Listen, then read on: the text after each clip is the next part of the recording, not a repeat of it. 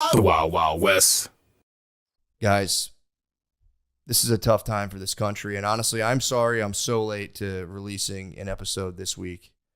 But this week was tough for me, man. I had to ask myself some hard questions. I said, there's a lot of bad stuff going on. That assassination attempt, just the country fighting even more, reality just kind of becoming more and more untethered, and people just kind of selecting this and that to be real over other things. And I didn't want to talk politics. It's like almost, I guess it's expected to like weigh in on this whole situation. And I honestly tried. I talked for 45 minutes about the whole thing, and it just sucked because my heart wasn't in it. Between us, what I really wanted to talk about this week is dicks. I wanted to talk dicks, and I was like, is this really the right time? Like, I don't want to be irreverent towards the American political system, but I'm like, who am I to just talk dicks for 2 hours straight? Like, for real, I'm talking for real, just dick talking. You'll see what I'm talking about.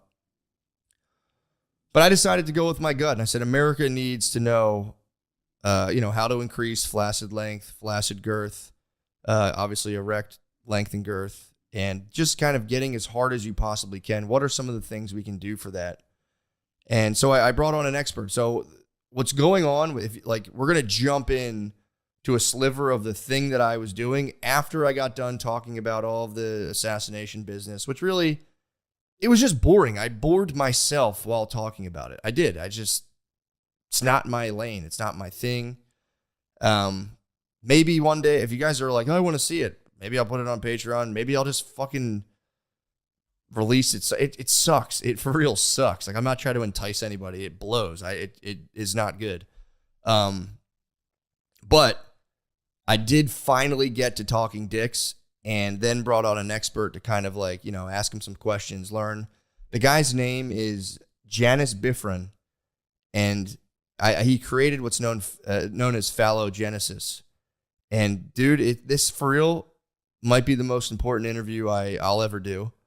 It's at obviously a topic that strikes at the real heart. You think your political party's a big deal? Dude, what if I told you you could get fatter?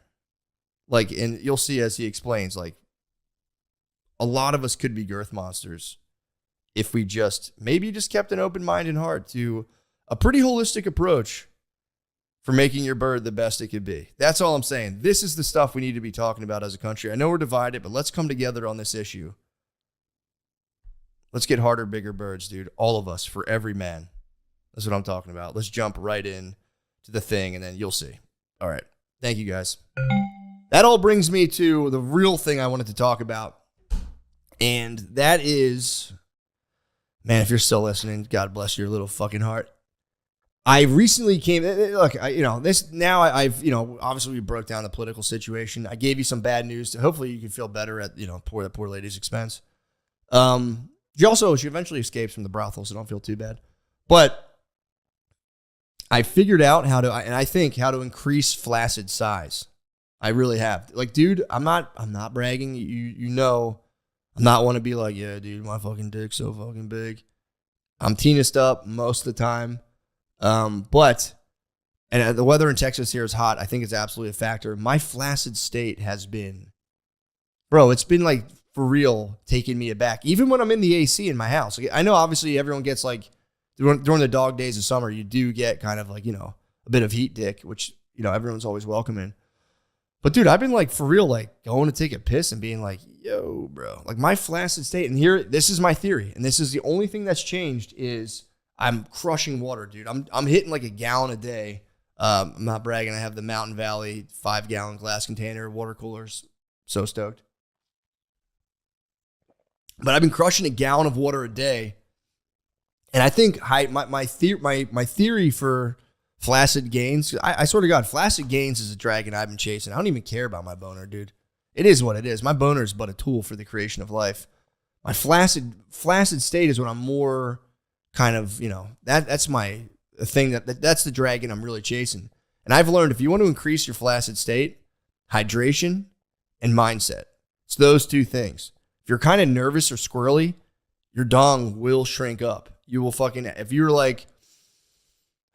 if you can take a deep breath, confidence mode and you're well hydrated, dude, I swear by this.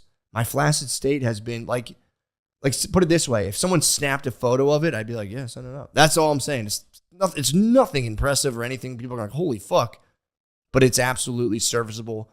And honestly, I feel like if like the last couple bathroom breaks I've taken, if I had to take that, my lifetime acting goal is to be an extra on HBO and show my penis. So if I ever get to do that, I have the exact recipe. Obviously, I'm not going to be biggest on the block, but it'll be like if I was on Westworld, like standing around a bunch of robots, and I would be proud. Like, yeah, that's my dick. I'd be proud of it. You know, it is what it is. It would. I was like, yeah, that's me. So, and to kind of, I do want to delve into this matter a little further. So, I have an expert I'm going to talk to hopefully tonight, and I can kind of just splice this right in here about how to get your dick bigger, because you know, if the political world's falling apart and we're all addicted to our phones, we might as well have big ass dicks. So I think that's very important. So hopefully, let's see. Hopefully we're pinging him in right now. Come on, brother, come on. It took a lot to fucking convince this guy because he was weary, but I said, brother, the dudes need to know how to get bigger hogs. He claims that fapping shrinks your dick. What do you think about that? It's unwelcome news. Let's hear him out. All right, there you go. Dude. All right.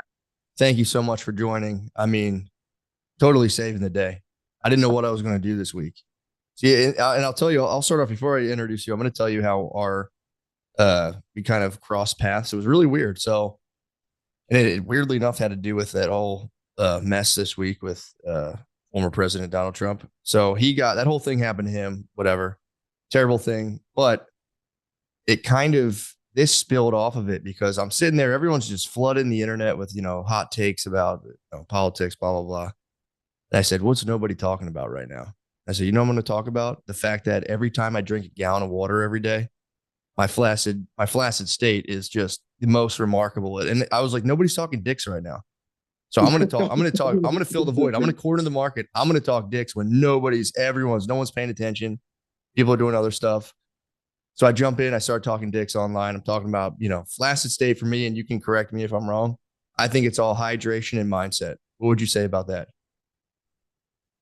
Hydration, mindset for sure. But the other thing is, which is where my work comes into play, blood vessel growth specifically.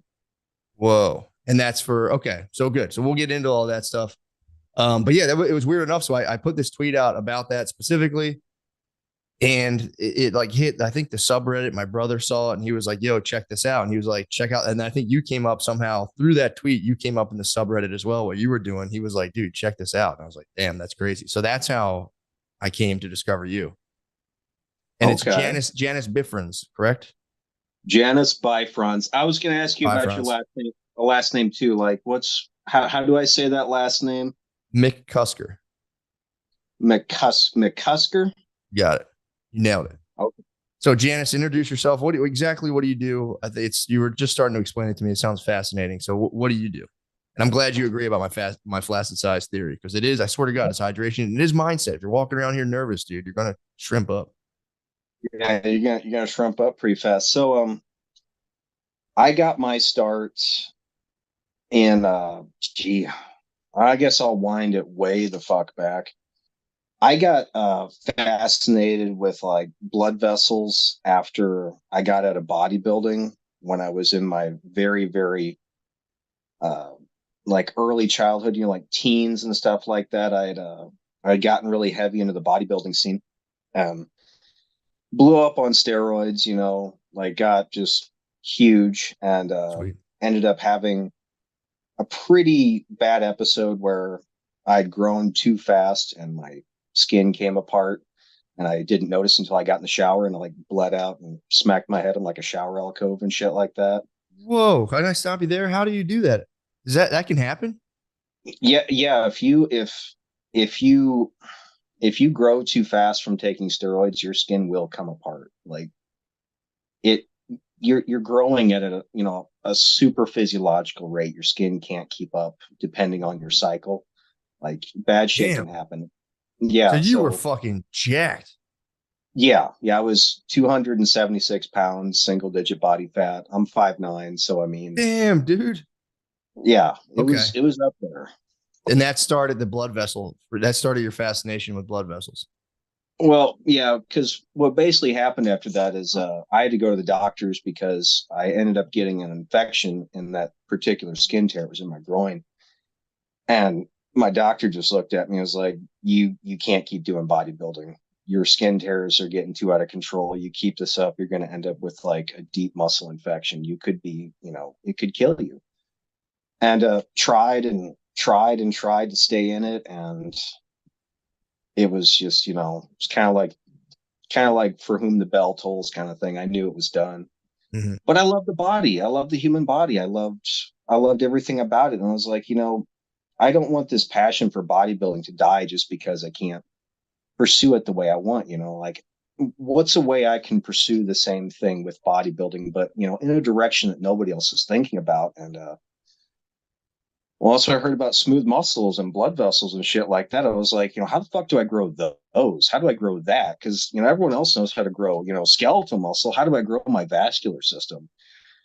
And that was tail end of my teens.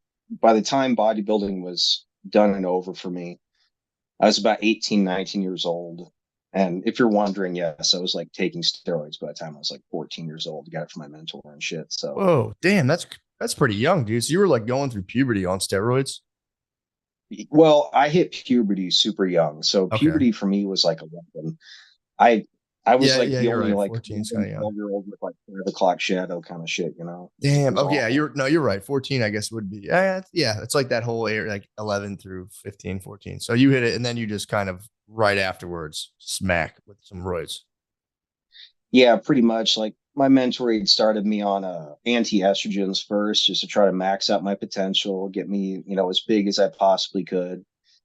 And then, he and I sat in his front living room one night and was like, do you really want to do this? And I was like, yeah, I really want to do this. And, I prepped my first dose, sat there right Damn. there, and we went out and ate at a Chinese buffet. And he was like, you've got one goal, keep up. Because like with bodybuilding, the one thing nobody ever tells you is that it's all eating. Like you can take all the steroids in the world, but if you cannot put down enough food to actually use what you're putting in your body, that steroid, you're not going to grow as fast. So like you'll hear a lot of the big guys talk, it's all eating, but that is not a particular topic. That's a little bit later on, we're on the tail end of all that. We're talking about vascular growth. So yeah. Ask me something about that. Whatever you Okay, want to so know. no, this is what no, I want to get the story. So the bodybuilding, it's like I can't do it. You said, all right, obviously I'm trying to like you're just about gains. You're like I was going to get as big as possible. I'm not allowed to do that with like my skeletal muscles anymore. I might as well apply the same thinking to my D if I'm Right, following you. right. Which My dick. by the way, noble quest. This is a very noble quest. So I'm glad. And you started that around 18. I swear to God, dude, 99% of dudes are interested in this topic. Maybe 1% of dudes will talk about it. And I do applaud you for Oh, that. I dude, I can relate to that. Oh my god. Oh my god. Anytime someone finds out what I do, if they're at a party, the first thing they're gonna do is they start making fun of me or ridiculing me and shit like that. And I'm Shit. always like in the back of my head, like, you're gonna be talking to me at the end of the night. I know it. I mean, dude, Suck there's it, John. yeah, it's such a weak flex to be like, I don't even care about that. It's like, dude, get the fuck out of here, man. Yes, you Right. do. And it's like, dude, it's like you could be a billionaire and you could be like, yo, I figured this out. They'd be like, they would fully set you up with the Tony Stark laboratory. Like, dude, do your thing, please. Right, right. So you say, Yeah. yeah, dude, no shame in the game. I've been talking about this stuff forever. I'm all about it, dude. I think, and it's so I got into this because of and I do a comedy podcast. So I always try to find it. There was funny aspects of it, obviously, but I got into the movement of like dudes who are circumcised, and there used to be this company. I don't know if you've ever heard of it called Manhood Canada, where they basically put like a sleeve on you where you can kind of regain your sensitivity. Oh yeah.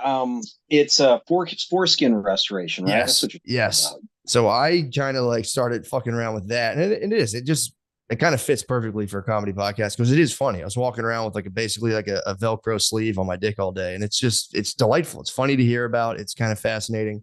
So yeah, so don't at all. If people want to try to hate, it's like, bro, stay in your lane. And it's like strong guys. Like there's no dude, like the strongest dude, like if you're thinking about like MMA, jiu-jitsu, they're not walking around trying to flex. It's always a dude who's not the strongest. So if you're walking around being like, I don't even care about this dick growing talk, like you said, it's like, bro, I'll see you later. Guarantee you'll Right. be hitting me up in a minute. So go on. So Yeah. how did you start to study it? Like I would have, like, where would you start with this? So that's a really good question. So I mean, I'm just going to try. What I'm going to do for you here is I'm just going to give you as much content as you're willing to get, and you can kind of like parse it, snip it, do what you want. So here we go. Obviously, same thing. I'm like, well, I mean, at that point in time, I knew enough about the body because I was like, well, I mean, the male member, and that's how I prefer to say to it All because right, like I hate male the member. penis, male members. So what's male member made out of? Well, it's made out of like fascia and smooth muscle. So I was like, well, I mean, so if I can't be like the biggest dude in the room, I'm going to be like the biggest dude in the room. That's Heard that. it's kind of what it goes, right? Let's It's go. like Let's go. right, like if I can't swing hammer, I'm slinging hammer. It's one of those. So I was like, let's do that. Let's fucking go. What Yeah, else is smooth muscle in your body? What else is that good question.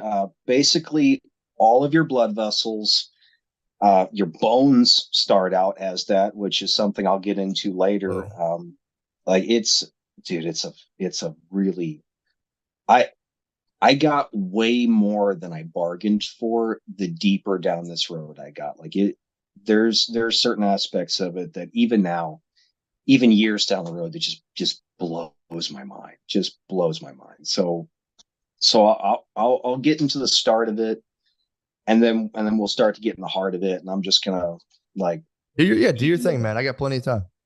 all right. So of course I started out on all of the usual forums like Thunder's Place, PE Gym, tried Matters of Size, some of the smaller ones, just trying to learn about exercises in general, just trying to get a beat on it. And I did that for pretty much, well, kind of the like I said, kind of like the tail end of my teens, start of my early 20s.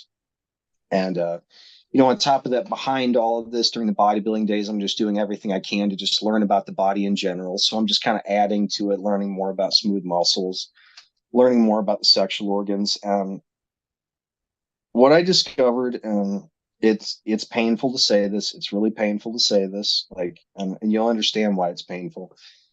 It all just sucked. It was just all so horrible, so horribly damaging, so horribly flawed, poorly thought out. Mm-hmm. Like So like jelking. stretching. Sorry to cut you off. Like jelking, you're saying? Yeah, okay, like pretty much all of it, and I can give you a breakdown of all that. But we'll start with jelking since you're bringing that up. So with jelking actually has an incredibly rich history. So what jelking was originally intended to do was it was a form of mock battle. So like whenever a guy is entering a woman, the vagina kind of closes in and it pushes the blood in the cavernosal bodies, like kind of sucks it through the arterial channels that are deep and then pushes it out the venous channel. And what'll happen a lot of times is whenever guys, like really in the throes of it, kind of going pound town, he has a really hard time maintaining an erection because well, I mean, they didn't really know this way back when, and I'm talking like centuries and centuries and Mm-hmm. centuries ago. They didn't really know that it was a case of, arterial insufficiency. So what they did is with jelking, so what we know of it today, it's from base to glands, but it got misinterpreted because this starts in like way out in like the Middle East, like the Far East and shit, all right? It was supposed to be from glands to base. It was supposed to be like a mock battle. It was supposed to mimic penetration. That's what it was supposed to do. It was supposed to Oh. prepare you for that.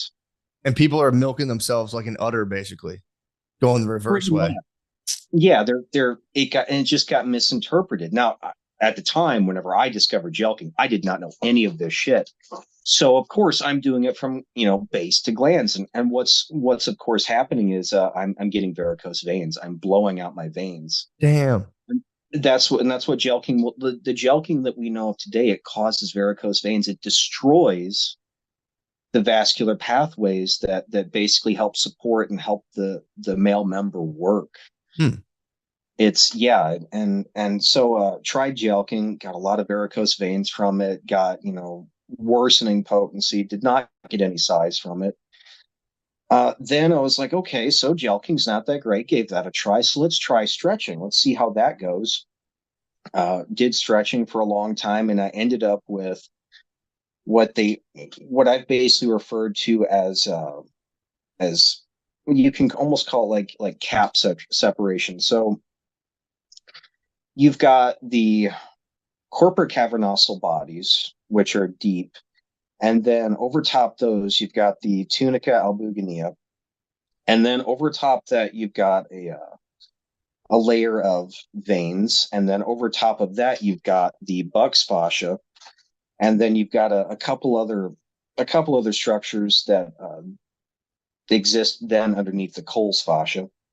So basically, whenever you do a pulling exercise, all right, like most pulling exercises, you're taking your hand, you're forming a circle, you're wrapping it around your glands, and then you're pulling up. That's what most stretch exercises, stretch devices. They're either a suction cup or there's some sort of a compression band that goes right underneath the glands and it's pulling on that. Well, what that will cause is it it affects the more superficial structures, but it doesn't really affect the deeper structures like the actual cavernous bodies. So what'll happen is that Buck's fascia that exists over top that venous layer, which is over top the tunica albuginea, it'll stretch out.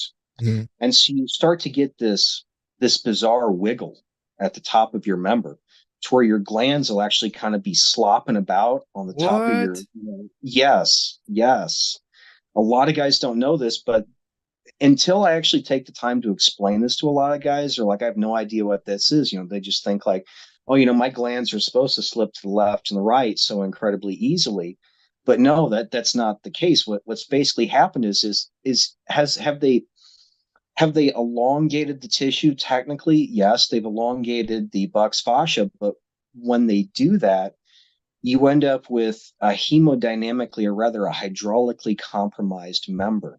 So if you have separation between the bucks and then that underlying venous layer and the tunica albuginea, you actually have a very difficult time keeping an erection. So what you'll see a lot, and this is something that'll tie into something I'm sure you've seen, compression bands, like cock rings, like guys will have to wear cock rings, right? Oh, yeah. They have to wear a cock ring because their member is hydraulically compromised. It doesn't work right anymore. So they have to wear cock rings in order to actually get hard because there's that layer separation. And is that the only way that can happen from the stretching, or can that just be normal wear and tear? To some extent, that's a really good question. That's a great question. It can actually happen with normal wear and tear.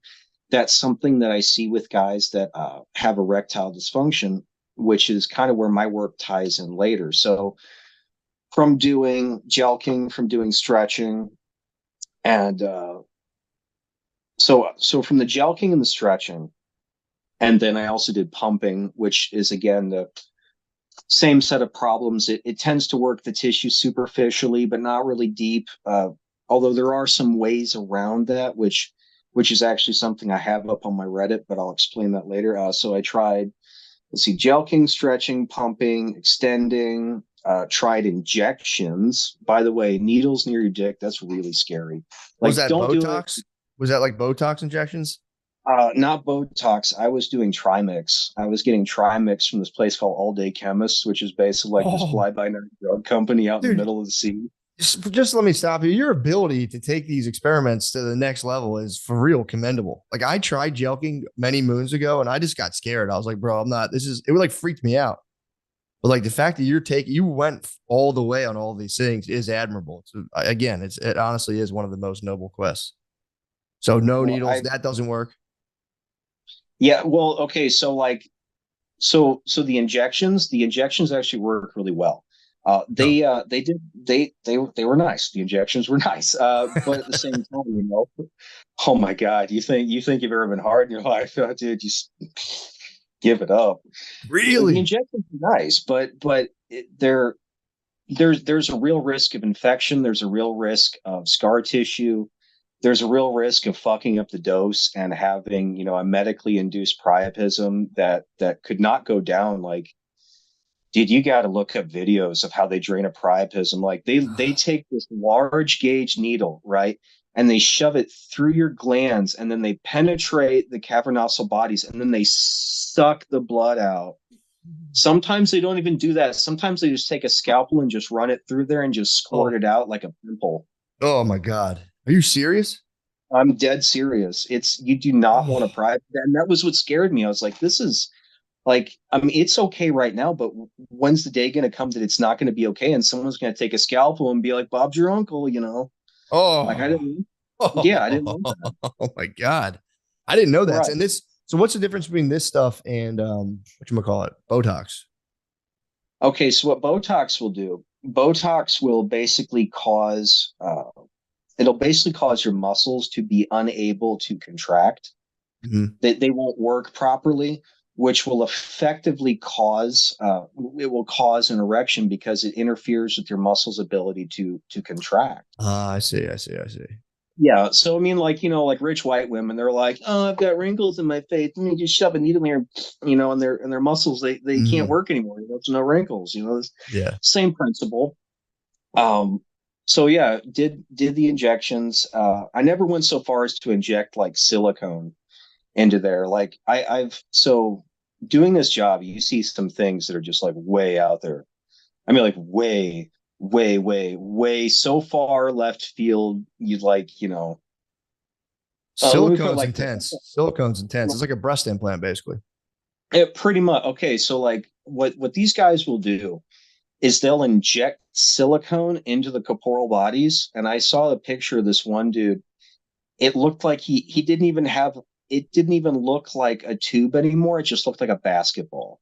He just had a basketball. He had injected so much silicone. He couldn't even pee properly. He had to shove a sounding rod down his urethra in order to pee because there was so much pressure on his urethra from all the silicone. He just couldn't do it. Oh my It like God.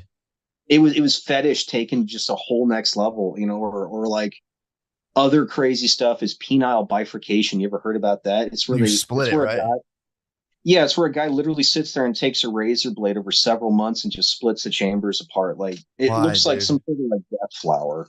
Why? Does Like it, is it fold out or something? Like, what does it do? yeah, it like folds out, like looks like it almost looks like something from like Alien versus Predator. It's Oh, gross. no It's so thanks. gross. No thanks. Yeah, yeah, that's one of those like I'm glad I know about this, but that's like brain cancer, and that keeps me up at night. Did I really need to know this? Oh, Um, Yeah, so weird stuff. But anyway, so after I do these injections, I'm like, okay, I can't really keep doing this. So what are some other things that I can try? What are some other things that I can do? Again, all day chemist. I start ordering in Viagra and Cialis because they were selling it like super cheap. It was like $1.50 for the blues and like three for the reds. I was like, shut up and take my money. yeah. Because you walk up to the pharmacy and they're like $20 a tab. I was like, Crazy. no. Yeah. Right. So I get Viagra and Cialis, and I start experimenting with those, and they're working out pretty damn well. I mean, not quite as well as the injections, but they're doing great. And then it all kind of started falling apart one night. So what a lot of guys do not know about Viagra and Cialis, which personally, it scares me a lot because you've got services like Hims, and I'm not singling out Hims or any of those like kind of email prescription basis, because I think there's a genuine need for, like reasonable medication costs for, easy access to certain types of drugs. I'm for that. Uh, Basically, with Viagra specifically, not Cialis. Cialis is okay, but Viagra specifically, it can cause a form of, it can, NAOIN. Uh, I can't remember what that stands for, but basically you end up with a form of nerve damage in your eyes. What? So what PDE5 inhibitors, the Viagra specifically, what it'll cause is it will cause the pressure inside of your eyes to go down. And your eyes actually need a certain level of pressure inside of them in order to oxygenate those cells, to oxygenate your nerve cells. So whenever you're taking Viagra, one of the common side effects guys talk about is blue vision. You ever heard of blue vision? No. You basically end up with blue after images. Now, at the beginning, those blue after images, they're not so bad. You barely notice them, but that's why they're so insidious. That blue showing up is actually your body trying to tell you that your nerves aren't getting enough oxygen, that the nerves in your eyes are actually dying. Dude, so you for real, like, you literally, it starts to look like Avatar. Everything starts looking blue. Yeah, like anytime you like look away from like, well, okay, so you make a good point though. So basically, like, say you're looking at something and then you look away, you end up with this like super rich, ultra dark blue after image that makes it almost impossible Oh, to see what oh, the fuck I you're see. I doing. see what you're saying. No, I know what you mean. So you look at a thing, you look away, and there's still like almost like caught in frame in your eyes, the thing you were just looked at, but just like blue. Yeah, a very dark blue. That's And it crazy. just got and it just proceeded to get worse and worse to the point to where to this day I'm still night blind. I have a very hard time seeing at night because of it. Damn. And I found out after I stopped it and I flushed all the drugs that it was they first started noticing it over in the United Kingdom. I do a lot of business in the United Kingdom for whatever reason. I think maybe it's something in their water. I think they need to have better water treatments. Me and a couple of guys actually traced a chemical leakage from one of the factories because I had a bunch of customers along this one river, and I was like, "This is fucking weird. Why is it all along this one river?" What? In the UK? Yeah, yeah, it was in the United Kingdom. It was basically a factory that was not handling their toxic waste properly, and they were dumping it into the river and was ending up into the water supply, and it was causing some pretty bad vascular side effects. That Damn. this was like a year and a half into starting the forum that I started kind of tracking this shit. I was like, this is kind of fucking weird. What the hell's going on here? And me and me and some guys in that particular area of the country started tracking this shit, and we nailed it down to that. Um, That's crazy. yeah, like I said, I mean, I talk to guys like I talk to guys all over the world. The craziest conversation I ever had was on the plains of Mongolia, and this dude was like jumping up and down in his jeep trying to keep signal on his sat nav. Like, she's like, hold on, wait a minute, sticking his phone higher up in the air. Like I've had some cool conversations because of this work. I've met so many cool, kind of like you. I've met so many cool people, So Yeah, yeah. That's all. And it is one of those things. It's the same thing. When people find out what you do, they go, wait, what? And it's like a charged subject. People either say, oh, you think you're funny or whatever. For you, it's like, oh yeah, I don't need that. It's like, all right, bro, bust it out right now. right, Put right, it on the yeah, table, Holmes. you Let's know, go. So you went, you tried all the different types, all the different things. So where did that yeah. ultimately take you? What did it all culminate in? It all culminated in severe erectile dysfunction. Severe erectile dysfunction. I was I couldn't keep it up. Period. End the story. Like I would have at that particular time in my life. I wished I was a two pump chump. I couldn't even keep it hard enough to be a two pump chump. Yeah. And how old It were was you just then? I was like mid 20s.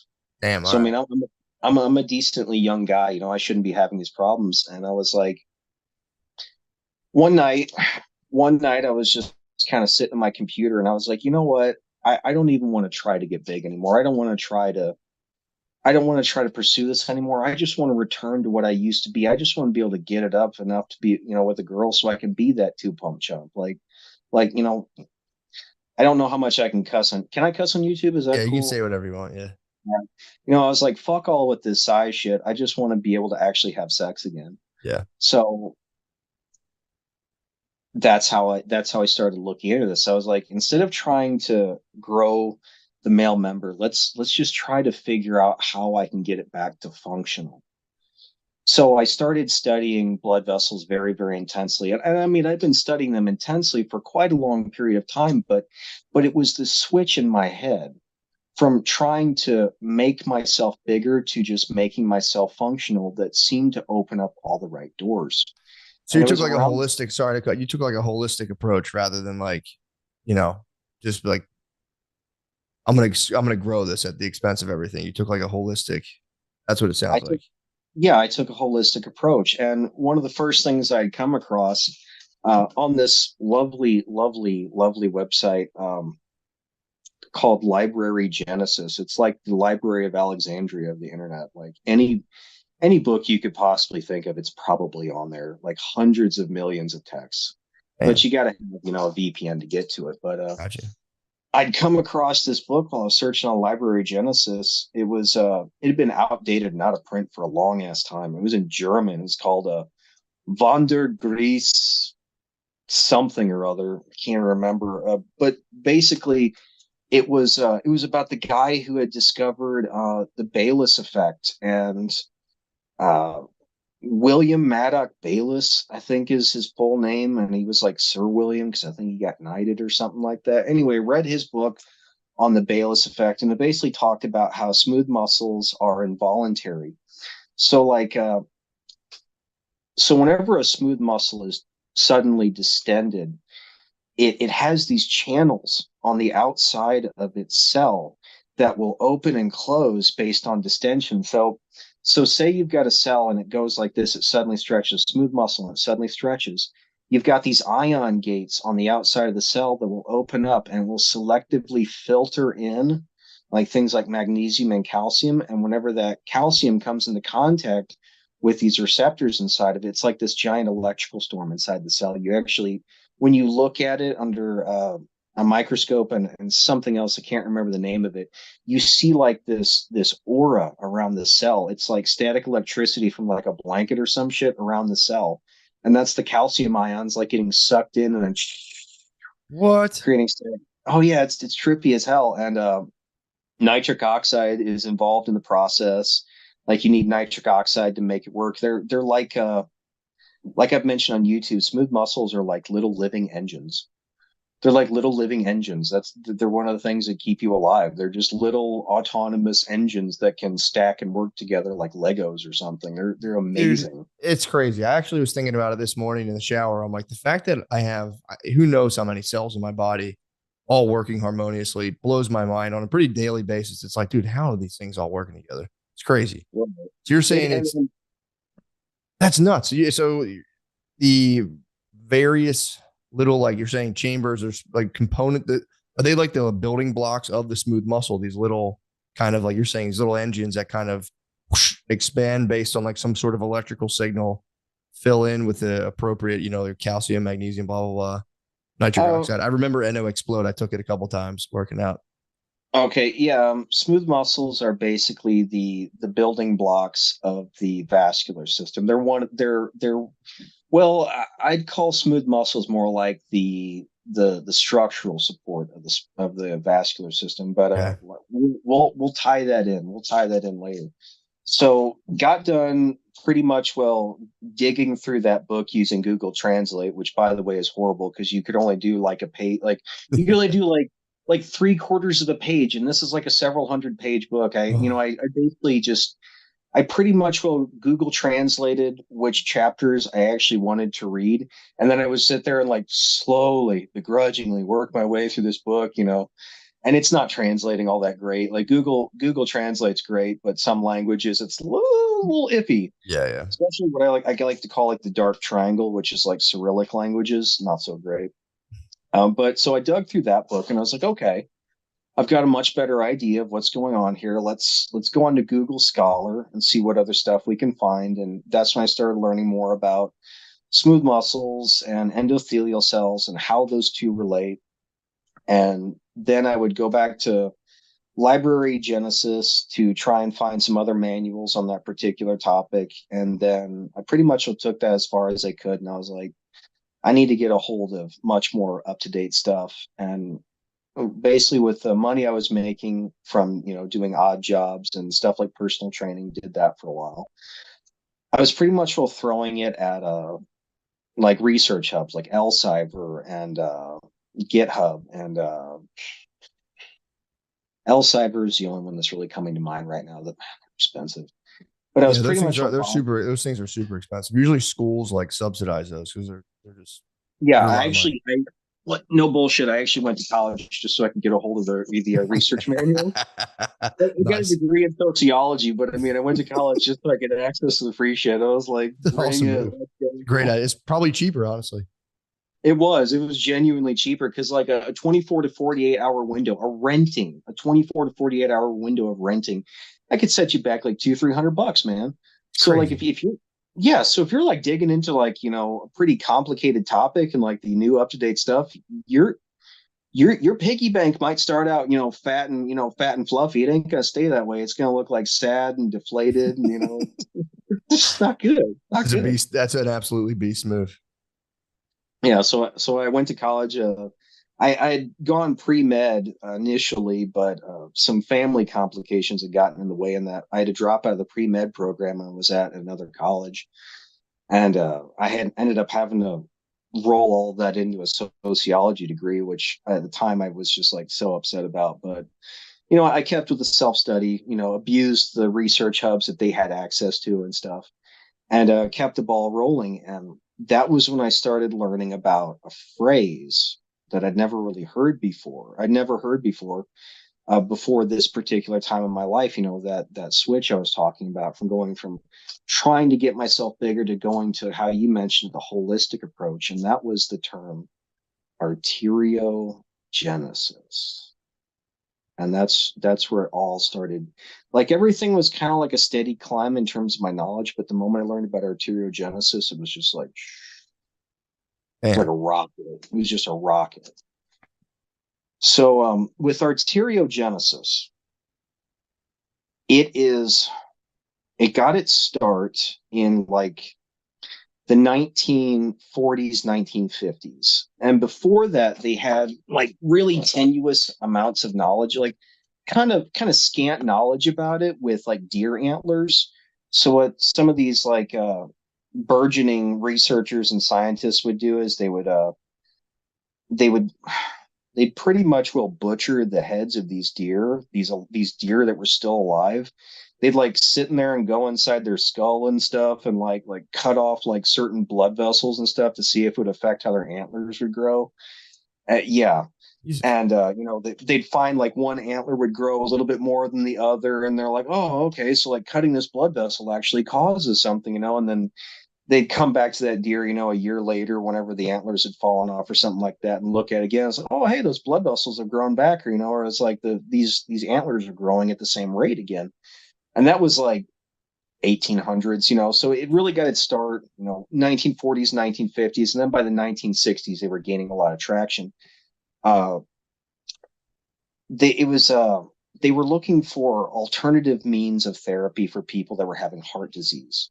Mhm. How they could get these working class people back up to snuff, back up to speed, without having to send them to these expensive clinics or having to prescribe them medication, which back then had all kinds of egregious side effects. They needed something better, so they had pretty much just started putting people on treadmills, like getting working, doing aerobic exercise and stuff like that. And what they were discovering was that aerobic exercise was effectively causing blood vessels to grow. And by this point in time, they really didn't know about it. They had some ideas about it, but they didn't really know it.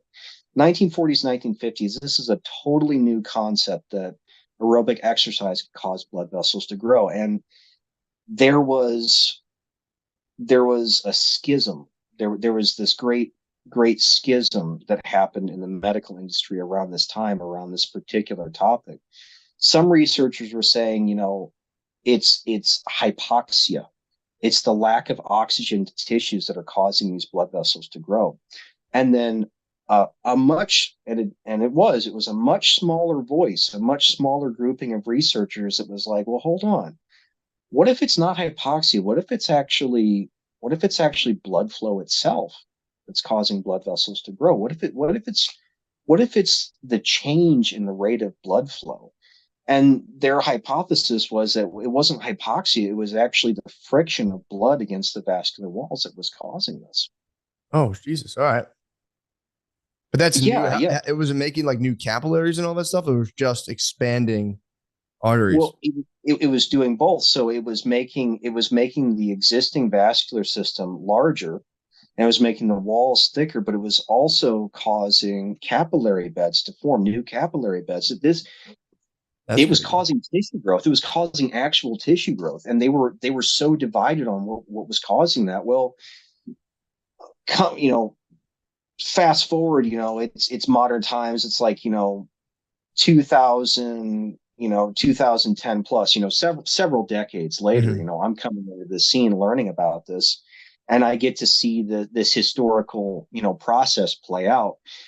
Even now, going on to like, research hubs, you're going to see more stuff about hypoxia causing vascular growth than you will shear stress, which is what that was, that blood friction, that the speed, the rate of blood flow through a channel causes irritation. It causes friction against that vascular wall. That's what's known as shear stress.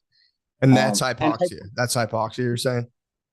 so the friction of blood flow against the vascular wall, that's called shear stress. Okay.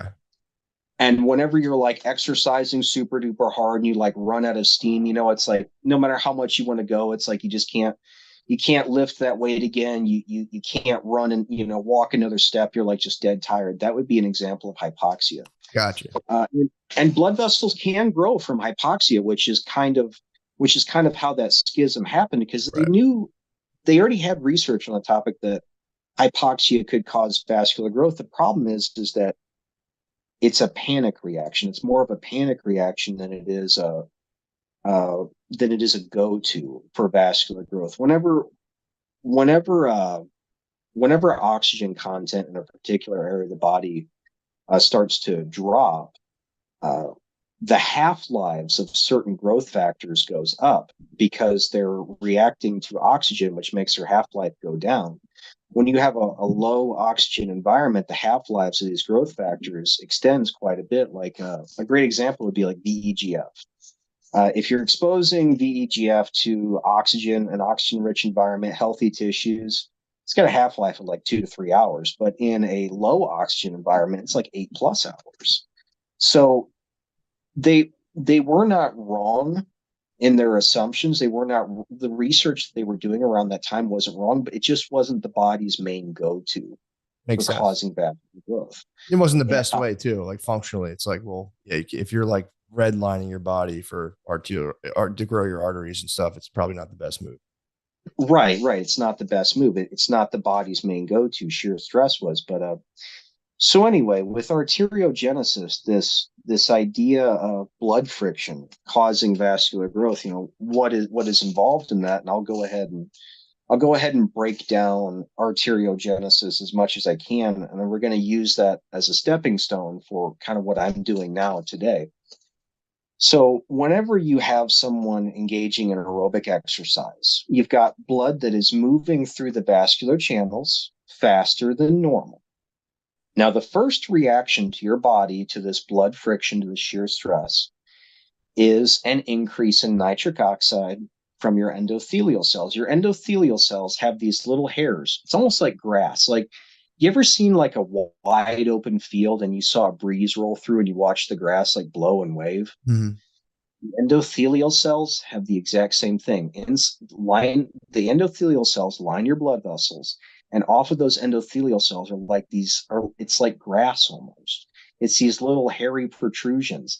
And whenever they get tilted so much by blood flow going through a channel at a certain rate, it causes an activation of these internal mechanisms inside the endothelial cells that causes them to release nitric oxide, and the vascular channel widens. And a lot of guys know this is like, getting the vasal pump, getting the muscle pump, it's like, raw, it's like, check out my pump right now, that most guys know it is that. The other is, say with aerobic exercise, I'm sure you've done some treadmill work and you're looking down and your veins are really sticking out. You're like, man, I feel like I got like a roadmap going on. This feels great. Yeah, yeah. That Right. So that would be an example of the nitric oxide release. But now say you up the rate of blood flow even more, past a point to where the nitric oxide release isn't enough to really pull back the shear stress on that arterial wall. And we're going to start in arteries first here. So let's say the blood passing through that arterial channel, you've already released nitric oxide, you've already widened it, but the level of shear stress on those endothelial cells, it's still too great. What does the body do then? The endothelial cells then begin to release a growth factor called vascular endothelial growth factor, specifically vascular endothelial growth factor subtype BB. Whenever VEGF gets released, it releases from the endothelial cells and it kind of becomes like this cloud in the vascular channel, and it causes an increase in dilation, both ascending and descending. It causes like this domino ripple effect. And you get that from basically prolonged aerobic exercise. Like you get the nitric oxide release, say in a general workout, within the first 5 to 10 minutes. But say you continue that aerobic exercise for another 30 to 45 minutes, and you cap out in like a 45-minute session. Within the first 5 to 10 minutes, nitric oxide's already done its work. Now your body's beginning to release VEGF to cause not just a greater level of vasodilation, but to also begin to super compensate, just like in bodybuilding. You know how like if you max out your muscles and you're kind of like breaking them down a little bit, your body's basically setting the stage for super compensation for your blood vessels to grow. So that way, if it ever comes across that level of shear stress again, the blood vessels are wider, they're thicker, they can work so much better. So that way you can engage in that level of aerobic exercise again.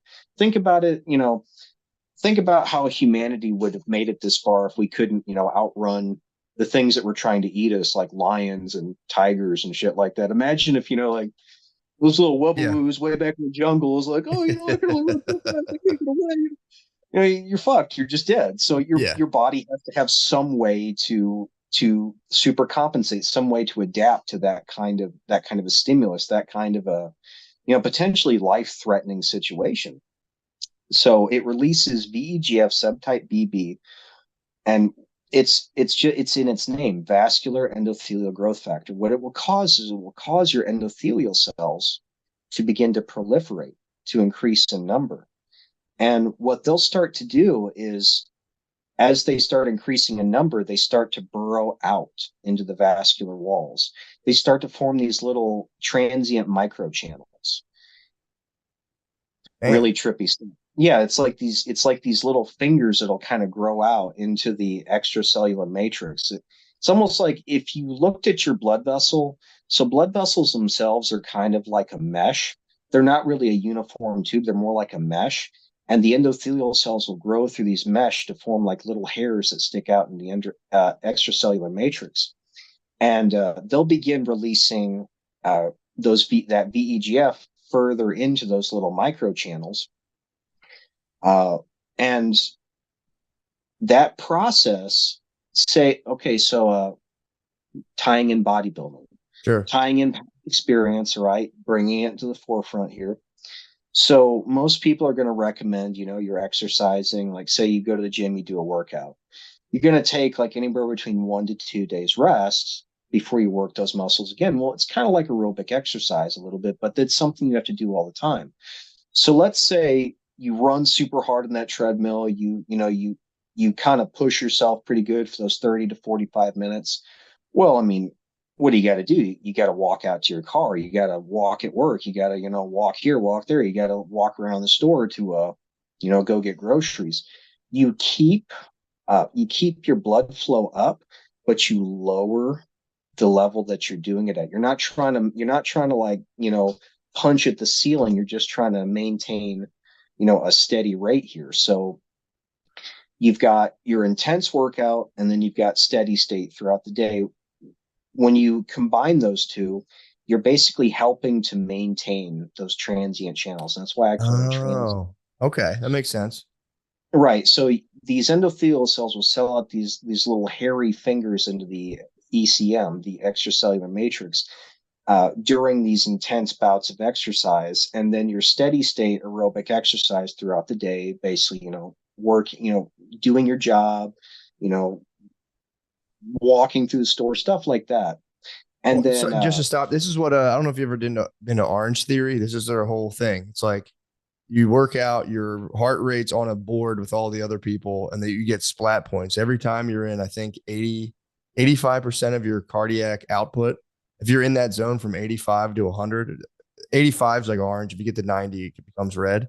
But if you do that for 13 minutes of the hour long workout, they say they just call it like an afterburn effect, where like you burn hundreds of more calories just because you hit that sustained output for 30. And it sounds like what you're talking about. You get your body to like a red line state, and through your like more steady state activities throughout the day, your body's, like you were saying, just trying to maintain all these little connections you just made. Pretty cool. Right. Yeah, your metabolic rate goes up because your body, after that intense workout, it's trying to super compensate. It's trying to adapt to what you've done to it. So of course your metabolic rate is going to go up. And all of this is going to tie in together really, really beautifully. So so after you've made these little hairs, these little feelers, that's not the end of the process. There's an additional step where shit just gets absolutely crazy. So once you've got these feelers in place, you go to do your next workout after you've done your steady state, just doing, just living your life. When you go to do the subsequent exercise, a day, 2 days later, and you re-expose your vascular channels and these little feelers to additional shear stress, they start releasing a different growth factor. They release what's known as platelet derived growth factor, PDGF. Now, PDGF is pivotal because it is not a growth factor for endothelial cells. It's a growth factor for smooth muscle cells. Whoa. And what it will do is it will release PDGF out into these little feelers. And smooth muscles, they're like little living engines, but in this particular case, they're also kind of like bloodhounds sniffing out a blood trail. They're like, I smell growth factor. I smell the thing that's going to make me bigger. I smell my next meal.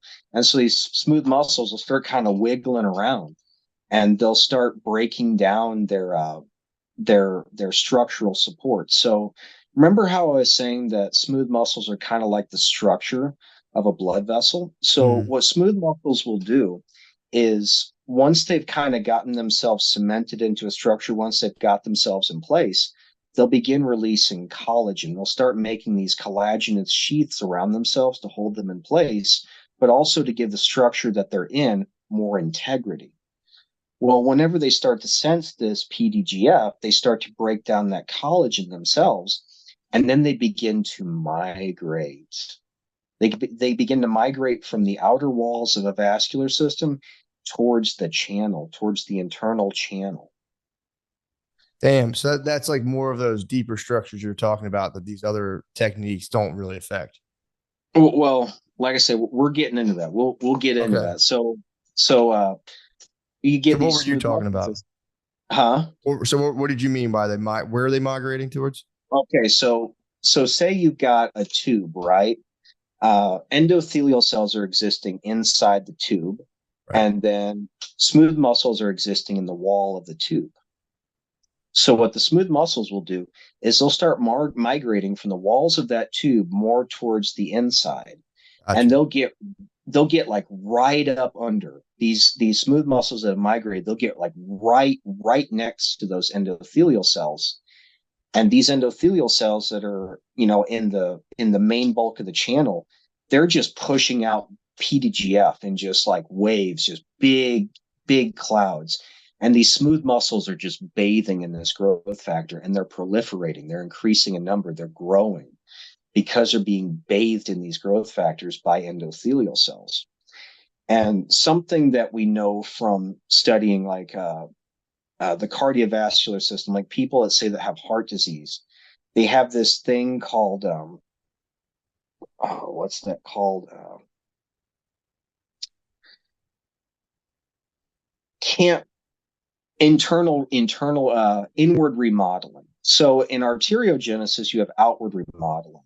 In heart disease, you have inward remodeling. What basically happens is, in the case of heart diseases, you have these smooth muscles migrating inward, and it's causing the channel to temporarily narrow. It's forming what's known as a neo-intimal layer of smooth muscles just underneath this layer of endothelial cells, because the process of arteriogenesis gets halted because you don't have someone that's engaging in steady state. They're living a sedentary life. They're not engaging regularly enough in aerobic exercise, so they get inward remodeling because the arteriogenic process is being halted. But let's say it's not halted. Let's say you've got somebody that's actually engaging in steady state. You've got somebody engaging in regular aerobic exercise. Once these smooth muscles start to proliferate, they start to form that neointimal layer. Yes, the channel will temporarily narrow, but that's when the true magic starts to happen when you have somebody who has a healthy lifestyle. Those channels, remember those feelers I was telling you about, those hairs that poke into the ECM? What they start to do is the endothelial cells on the internal part of the channel, they'll begin to ramp down how much PDGF they produce. And then the little feelers out here will ramp up how much PDGF they're producing to cause these increased amount of smooth muscles to migrate back out into the walls. And then you end up with a channel that begins to widen, but the walls are also thicker. And because you've also maintained those feelers, you have increased capillary bed density as well. You have actual factual structural growth here. You have verifiable growth. You have growth you can actually see. When you like look down a microscope, you can see this channel's bigger. You can see the capillary bed density has gone up. So I was like, coming That's from crazy. the guy who, yeah. So coming from the guy who has erectile dysfunction, I was like, holy fucking shit, how can I apply this? Like, holy shit, how can I take advantage of this arteriogenesis? And I hit a wall. I hit a big ass wall because there's not many books written about the vascular system of the male member. There's just not.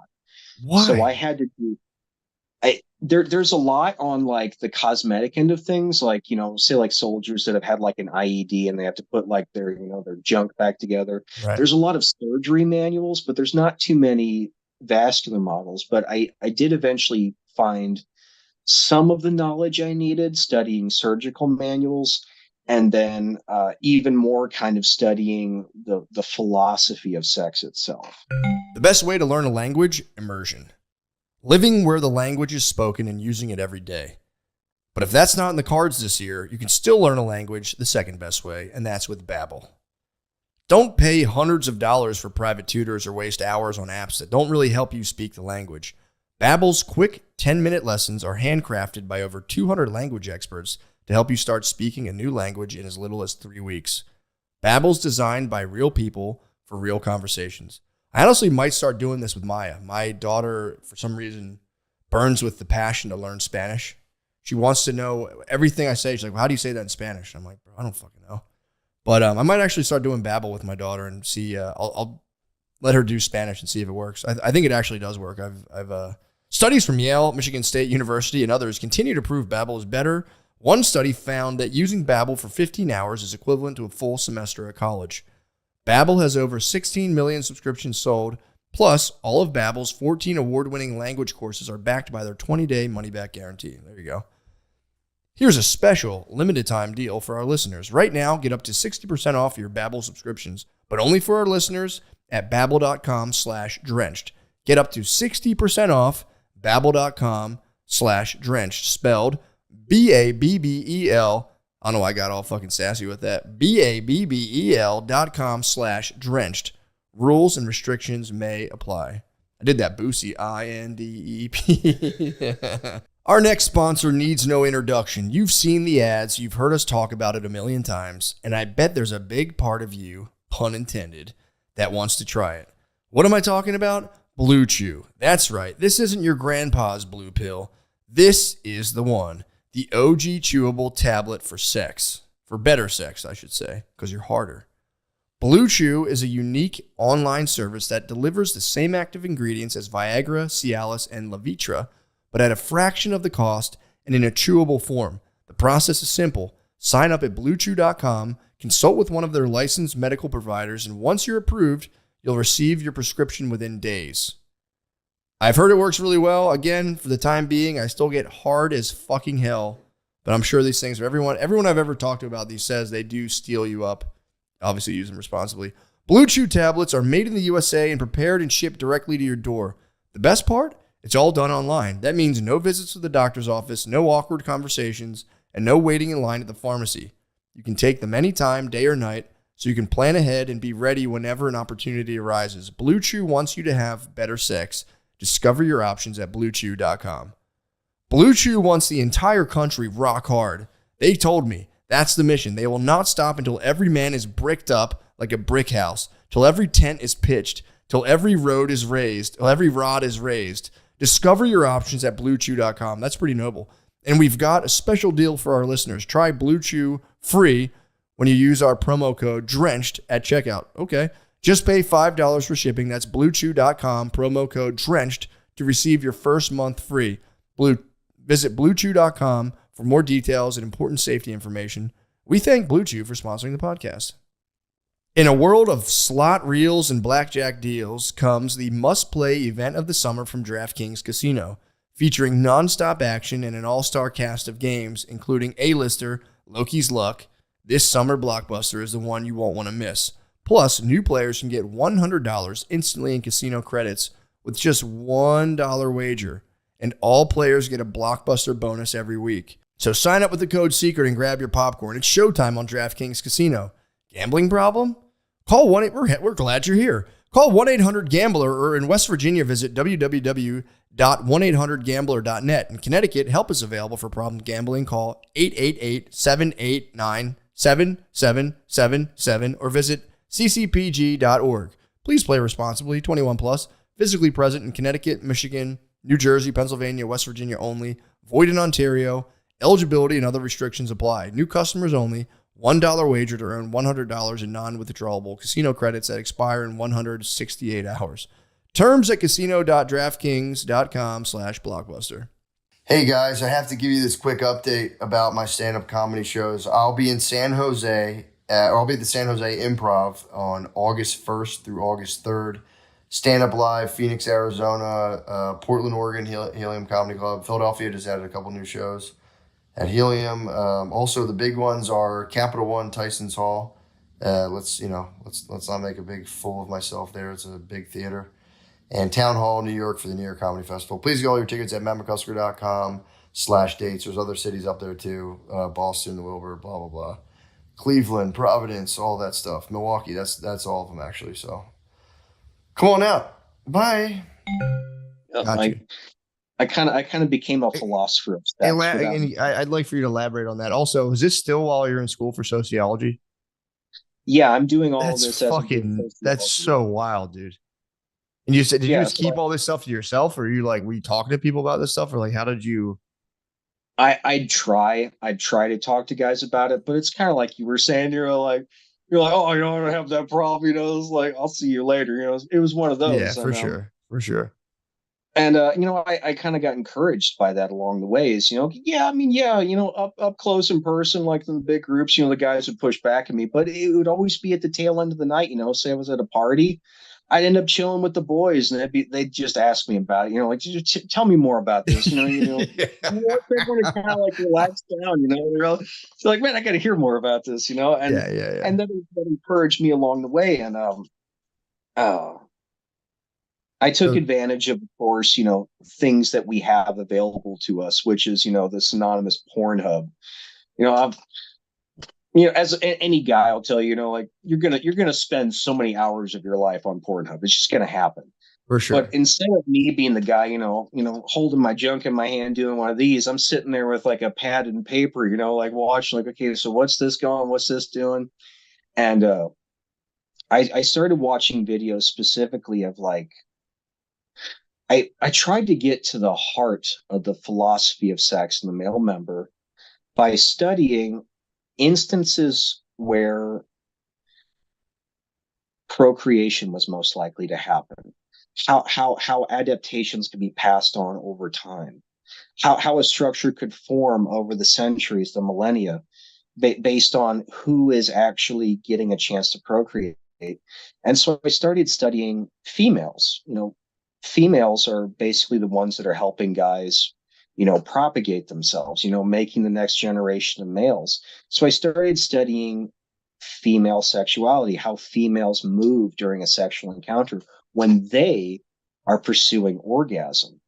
And so I just started watching videos, of like, cowgirl, girl on top type motion, type videos. And yeah, not, it's not, I'm not sitting there with my dick in my hands. I'm sitting there with a notepad and paper in my hands, like, okay, so like what's going on here? And This what is I the most noticed. impressive part of this, by the way. The fact that you're able to do that. Yeah, I'm sitting there. I mean, oh, don't get me wrong. I mean, it was like so tempted to just sit there and beat one out really fast. But I was like, no, no, no, I gotta stay on I top of mean, things. unbelievable. And then, so you were studying, you wanted to see, and why did you study that specifically? I wanted to study it because there was something inside of me. There was this little voice telling me that that was where the answer lied. That was where the answer to my problems lied. So I started looking at how females moved in these positions where they're the sexual aggressor when they wanted to go towards orgasm because uh, without getting too deep into the thicket here, whenever females orgasm, there's a much greater likelihood of procreation actually happening, of the semen actually making it to where it needs to go, get to the egg, baby happens. So I was like, how are these females moving? And it was like this undulation, the way that they would move whenever they were pursuing orgasm. It was the way that they would tilt their hips coming down, going up.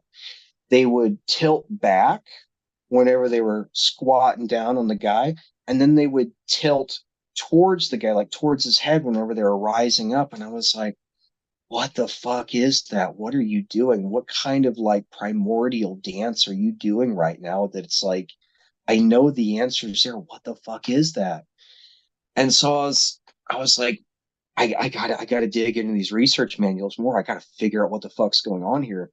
So I started looking at pelvic anatomy, at the blood vessels in a male's pelvis. And what I figured out was that the male member was supplied off the aortic forks that go down into your legs. So you've got the main aortic trunk, right? And then you've got these forks that go down into your legs. Well, in the pelvis, you've got these other ones that are called the iliac arteries. They're like these little offshoots. Well, actually, they're pretty large offshoots that feed, the tissue masses in your pelvic girdle.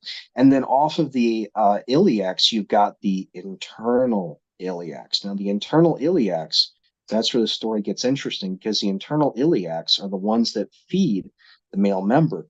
And it's got three branches that come off of it, three of them. And you've got an internal iliac on each fork, so they're a mirror of each other. So you've got three forks on either side of this iliac. You've got the bulbourethral artery, which feeds your corpus spongiosum. You've got the deep cavernous artery that feeds the main cavernosum, and then you've got the third one, which is the deep dorsal artery. And as you use the methodology to come up with, you can actually see that deep dorsal artery get so fat it's like ropes on the side of your dick, man. It's just fucking cool. It's What? like it's like ropes, and you can actually use that to track deeper internal growth of the vascular structures. But again, we got to get into the whole hemodynamic thing here. Yeah, Like I yeah, said, yeah. I'm Please. I'm, I'm going to give you as much details and stuff you want to work with. So I got looking at like what are so we've got females that are engaging in like this primordial dance whenever they're pursuing orgasm. And I know that orgasm, whenever that happens, you've got a much higher chance of procreation. So females have been causing male sexual structures to adapt to this dance over time in order to work. Because like, say that girl, that woman, she's sitting there doing her dance, doing her thing, and your dick's going soft. Make babies, Yeah. procreate, have kids, so Yeah. like the guys that have these structures in place that kind of match up with this dance, those genes are being passed on. They're being adapted. They're growing. They're improving in their efficiency. So I knew that somewhere in my genetics right now, through however many centuries or millennia of evolution, have adapted to this dance. So I was like, so the female is pulling her pelvis towards me. Like, say, you got a girl riding on top, her pelvis is pulling towards me. It's her vaginal wall is dragging on that spongiosum. Now, where's that blood going? It's getting pushed up into the glands. Now, where the fuck is it going from there? Where is it going? It's going out your deep dorsal vein that rides along the very middle of your cavernosal chambers. So you've got like the chambers are kind of oval shaped, and then in this groove between the two chambers, you've got the deep dorsal vein. So it's going through the spongiosum into the glands, and then it's exiting through the deep dorsal vein. And I was like, all right, I'm close. I know I'm close to the answer here. So I was like, how can I mimic these motions? How can I mimic this primordial dance I'm seeing women engage in? And I just tried to come up with different hand exercises, and most of them are failing until I started coming up with what I've got on my subreddit now, which are the Angion methods. The first thing I started doing is I started rubbing the deep dorsal vein. I started trying to pull blood through that vascular circuit, what I refer to as the bulbodorsal circuit. Bulbourethral arteries feeding up through the spongiosum, bulbodorsal circuit.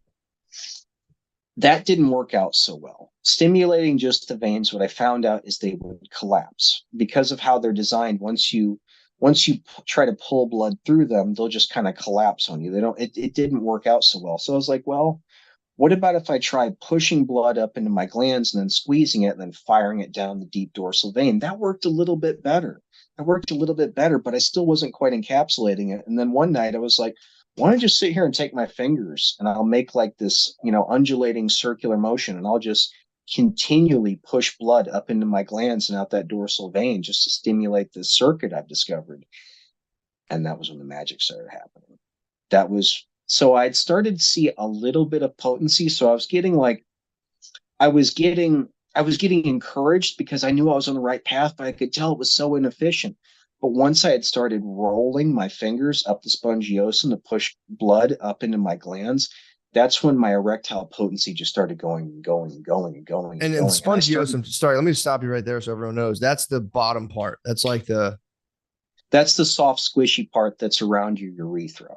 Okay. But if this is coming off your body, this would be the spongiosum part, and this would be like the top that's like you're looking down at, and this is like the underbelly, basically. Yep, Okay. yep. I knew yep. as soon as you said spongiosum, I'm like, I know exactly what I could just tell. I knew instinctually what that was. So that's you're saying that undulating circular movement sends it up through the glands, the tip, then back down through these side veins. And then where does it go from there again? It basically goes back into your heart. It goes back out of the into picture. the regular. Oh, so it's just those three things. The bottom part, glands, straight down through the side dorsal veins. Yeah, you're basically just stimulating a small portion of your vascular system. You're basically causing blood flow to speed up in one particular area of branches within the vascular system, and your body's just kind of absorbing that, doing its own thing. You're basically doing targeted cardio, just targeted cardio. That's really all you're doing here. Yeah. But say if you have somebody engaging in aerobic exercise, living their best life, you have to remember that if you're exposing your entire body to higher levels of shear stress and it's releasing clouds of these growth factors into the vascular system itself, you can basically cause the process to just explode. You can ramp up the efficiency of these exercises so much more. You could think of the Angion methods as a polisher to a good aerobic exercising. Gotcha. All you're doing is you're basically taking advantage of all the growth factors that get made throughout your body, throughout your vascular system, through general aerobic exercise, and then you're targeting it. Because whenever you cause shear stress through a vascular channel, you're increasing the receptor counts in that given area. You're allowing more growth factors to attach to these receptors that have formed, and you're able to speed up the process of the vascular growth within a small portion of the vascular tree. So I started experimenting with what I call the Angion method 3.0, and my potency just went through the roof, like super physiological woodies, waking up with morning wood every single day, I'm chubbed as hell. And you were mentioning earlier on how like proper hydration, a calm state, and then you wrap it, and that would be an example of a healthy lifestyle. You're keeping your stress levels low, you're staying hydrated. That's a healthy lifestyle. The NGM methods are just an addition to that healthy lifestyle. They're a way to make that a little bit more productive for you. So I'm not just waking up with these great morning woods. I'm staying like heavily chubbed throughout the day. I looks like some fucking little like arm holding goddamn apple, man. I'm fucking chubbed. I'm feeling Damn. great. I'm on fire. Like I I'm mean, like, dude, all how right. happy were you when you figured this? This must have been crazy. Oh my God. I was past the moon happy. I wanted to shout this from the rooftops, which I tried to do or on YouTube first.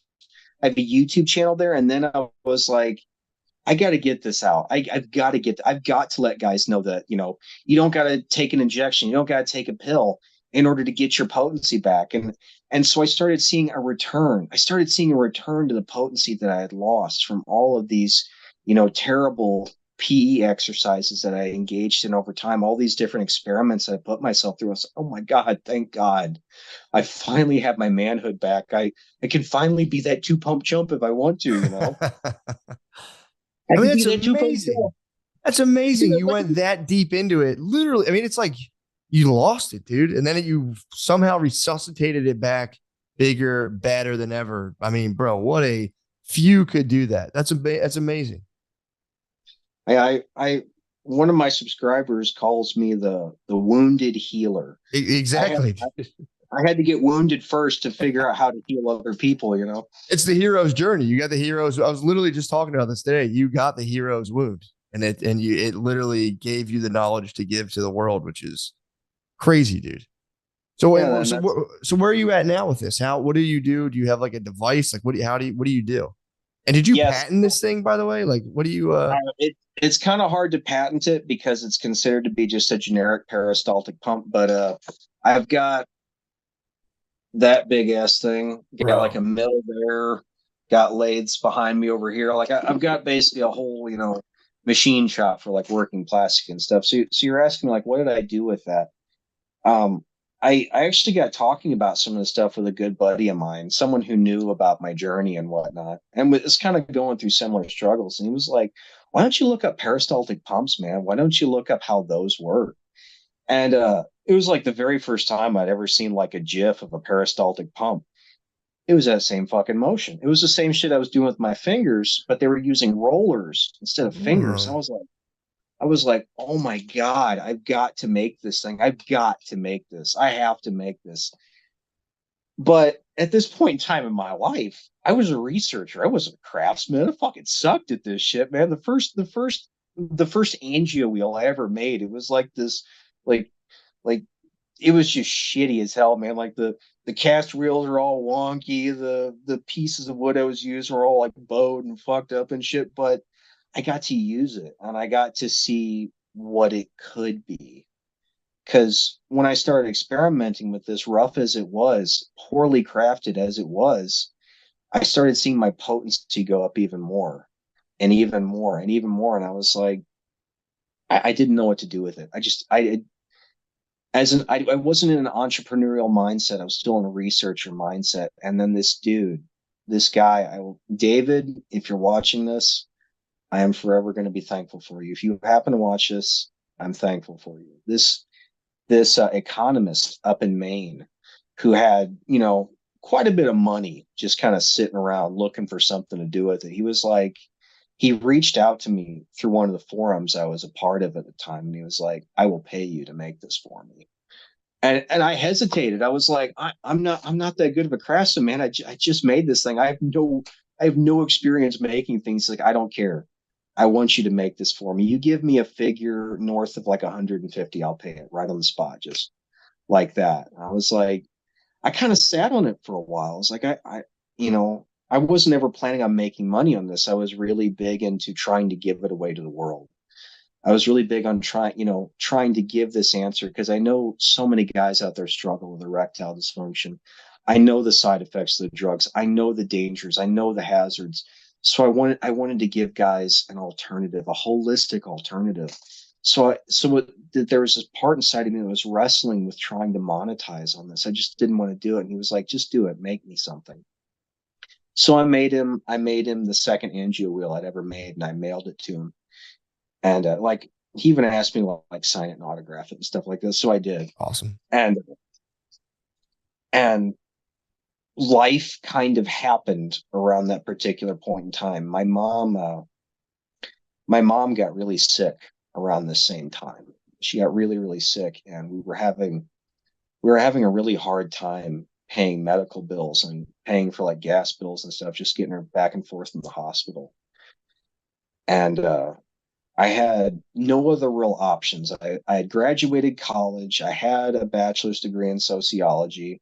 The job market though was saturated. I had bunches of job interviews lined up. They were all falling through. I was like, I gotta figure out some way to make money now in order to get her through this rough time in her life.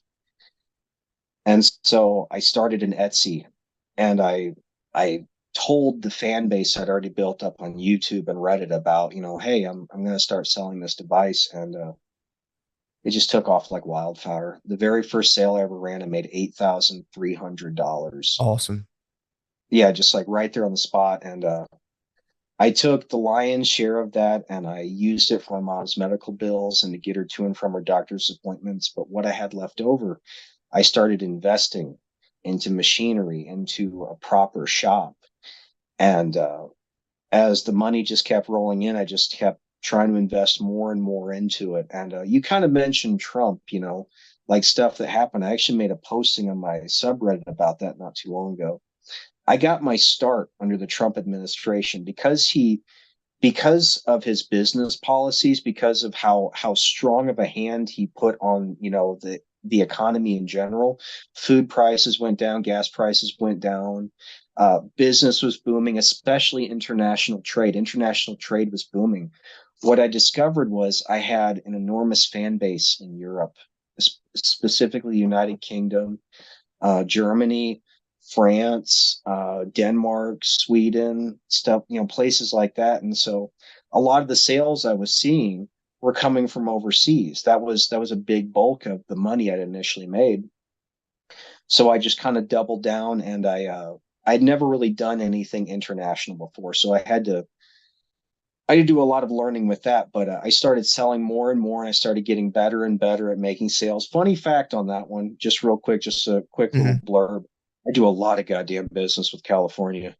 I do a lot of Really? business with the porn industry. Oh my God, I do a lot of business. Ah, I have not shaken the hand of porn stars, but I have sent more than a few devices to studios. I've done that. Like no bullshit. Like that's crazy. yeah, I've had some porn stars reach out and be like, "Bro, you my man." I was like, "All right," because they're doing the drugs too. They don't Yeah. want to sit there and inject shit in their dick so they could do that scene. They just want to like go in there like a champ, be like, "All right, man, I can pump this out. I got this." Yeah, that's So yeah, amazing. so I started doing a lot of business with the porn industry out in California. That was the main thing. Like it was international sales, California. That was like the bulk of my sales, That's California and crazy. international sales. And then the rest of the states, started kind of coming in as my research, got off the ground, as people started word of mouth, talking about me and stuff. And I just gotten better and better. I started out making devices out of wood, Mm. and wood's a great medium. Wood's cheap, but wood warps. Wood is prone to cracking. Wood is prone to all kinds of structural issues.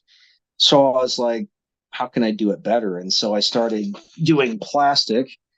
And sorry, I Oh, kind of got wow. my baby girl's crib right there because we're kind of remodeling Yep, upstairs. yep. But can you see that big ass white thing in the corner there? Yeah, what is that? So that is half of a 500-pound slab of plastic. What? Yeah, an 8 foot by 4 foot slab of plastic. I will buy plastic like rod stock and plate in big ass bulk numbers, and so that way I can offer guys a reasonable rate. Because like, I mean, yeah, I'm a businessman, and yes, I need to make money at the end of the day. Because I also got a family. Sure. I've got 2 kids, and my wife probably doesn't want me to say this, but I got a third one on the way. God damn, dude. Congrats. That's awesome. Thank you. Thank That's you. So amazing, bro. That's awesome. yeah, so I mean I have to make money, but I also want to make sure that I don't price out the average Joes, the Right. people, the working man who wants to come home after a long day's work and be able to make love to his wife. I don't want to price them out. So what I'll do is I'll buy as much in quantity as I possibly can so I can keep my prices low. If I were to try to make, so right now I sell an angio wheel for 254.99, which I know that's still up there, but I'm not able to buy as much of in bulk to get that price lower.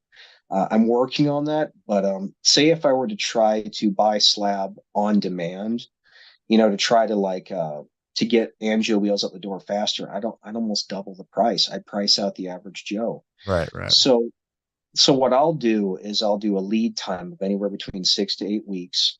Like say if a customer places an order, it's going to be mailed to them about 6 to 8 weeks later. Because what I'll do is I'll get a run on orders to pay for the materials. Right. So that way we can lower the prices for everybody across the board. I try to make it as in reach of the common man as I possibly can. Um, so now here comes the curveball. So here comes the curveball. I was explaining all of this stuff. Yeah, and looking over the questions that you sent towards me. Um, so I'm gaining my potency back. I'm coming back to where I was as a man. I'm starting to feel confident in myself. But something else is happening too, which I did not expect. Because by this point in time in my life, I'd given up trying to get a bigger member. I'd Mhm. given up that approach. I'd given up that pursuit. But I'm waking up and I'm like, damn. I'm looking in the mirror and I'm going like, damn. And like, well, and I'm kind of like reaching down and feeling it. I was like, man, it must be in my head. That feels an awful lot thicker than it did a little while ago. But I ignored it. I pushed it back. I was like, no, no way, no way. But man, after a while, after I started kind of feeling it was getting all like fat and chubby, I was like, man, I gotta start taking like a tape measure of this shit in a True. ruler. And I'm like, True. holy fucking shit, my dick is literally getting bigger right now. Holy fucking shit. Oh my God. So finding the holistic approach, finding out how to heal myself, I inadvertently figured out how to cause penile growth. I inadvertently figured out how to cause what I call phallogenesis. Phallogenesis is basically arteriogenesis that's happening within the corporeal bodies, that's happening in the male member itself. It's just targeted arteriogenesis. Without intending to do that, I had inadvertently discovered how to grow the male member. That was never my pursuit, but that is precisely what happened. That's crazy, dude. And it makes sense. It makes sense on a level that's like, you're talking about into like evolutionary history, the leaving the male body, studying the female body, the motion they're making, it all makes sense that there'd be a biological payoff for, a woman to get orgasm because therefore they can have a kid. And there's like this corresponding change. Because if you do cardio, there's a corresponding change. If a woman's constantly, bucking her little self on you. And dude, that's like kind of hearsay. I've talked to a lot of guys who are like, when you're having sex a lot, it just gets bigger. And I've heard that before, and I think that's true. And I don't know It if is. again, like if it's in your head, you're like, they don't get, this is happening all the time. I'm just so you think like you're the king of the world anyway, but it's like it's true. I've talked to people about that before, and I'm like, dude, there is something to be said for that. Right, and it does it like even this far along, there's still stuff that just blows my mind. Like I try to stay humble with it as possible because I know where I came from. I came from a guy that wishes he could have been the two pump chump, and now I'm now I'm hung. It's crazy. You know, Not bragging. It just is what it yeah, is, I'm dude. like this is humble bragging. I'm like I'm hitting that back wall now. Like me and that back wall, we're tight. That's But yeah, crazy. and see, at first I was kind of leery to say this because I was like, I feel like if I say this, I'm going to detract from like the holistic approach. I'm going to get guys who are going to be like, oh, let's go. They're gonna go at it with the wrong spirit. They're going to go at it kind of like you see in gyms, to where instead of pursuing it as like to gain strength and to to say do your job better. Say you're like a manual laborer and you want to be able to lift like those bags of concrete or soil or or like just various products for like shelving and stuff, like your average stocker at Walmart, instead of going at it from that mindset, you get guys to be like, I'm just trying to get swole as fuck. Hmm. So I was a little leery about that, but then I started getting, you know, from the sales I'm making from these angio wheels, I'm trying to stay in contact with my customers over time. I'm trying to build a rapport with my customers. I'm trying to build a long-term relationship with them. So I'm leaving the door open and be like, hey, if you notice something, let me know. If there's something about the device you don't like, tell me about it. Maybe I can sit there and I can improve upon it. I'm trying to leave the communication channels open, and I'm getting these guys that are coming back to me and saying, like, dude, I'm bigger. Like, I'm for real bigger. I'm sitting there and I'm checking. I'm getting bigger. And after enough guys came back to me about this, I was like, I don't advertise the angio wheel as having that effect, like on places like Etsy or something where I Sure. sell. Places like YouTube, places like my subreddit, I let guys know.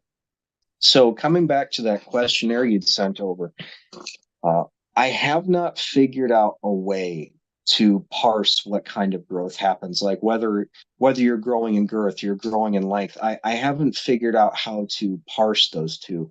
The best answer I can give is that the growth appears to occur based on a male's genetics. If they're more predisposed to gaining girth, they're going to gain girth. If they're more predisposed to gaining length, they're going to gain length. Now, what I can tell you about the process is that growth typically shows up first, then length. Now, like again, like I was saying, with genetics, that ratio is going to change a little bit based on your genetics, but on the whole, girth is going to go up first, then length, and it's got to be because of how the vascular tree is growing, how it's so whenever this arteriogenesis is happening, whenever smooth muscles are doing that migration I was telling you about, it's breaking down collagen, it's breaking down fascia. Fascia is made of collagen.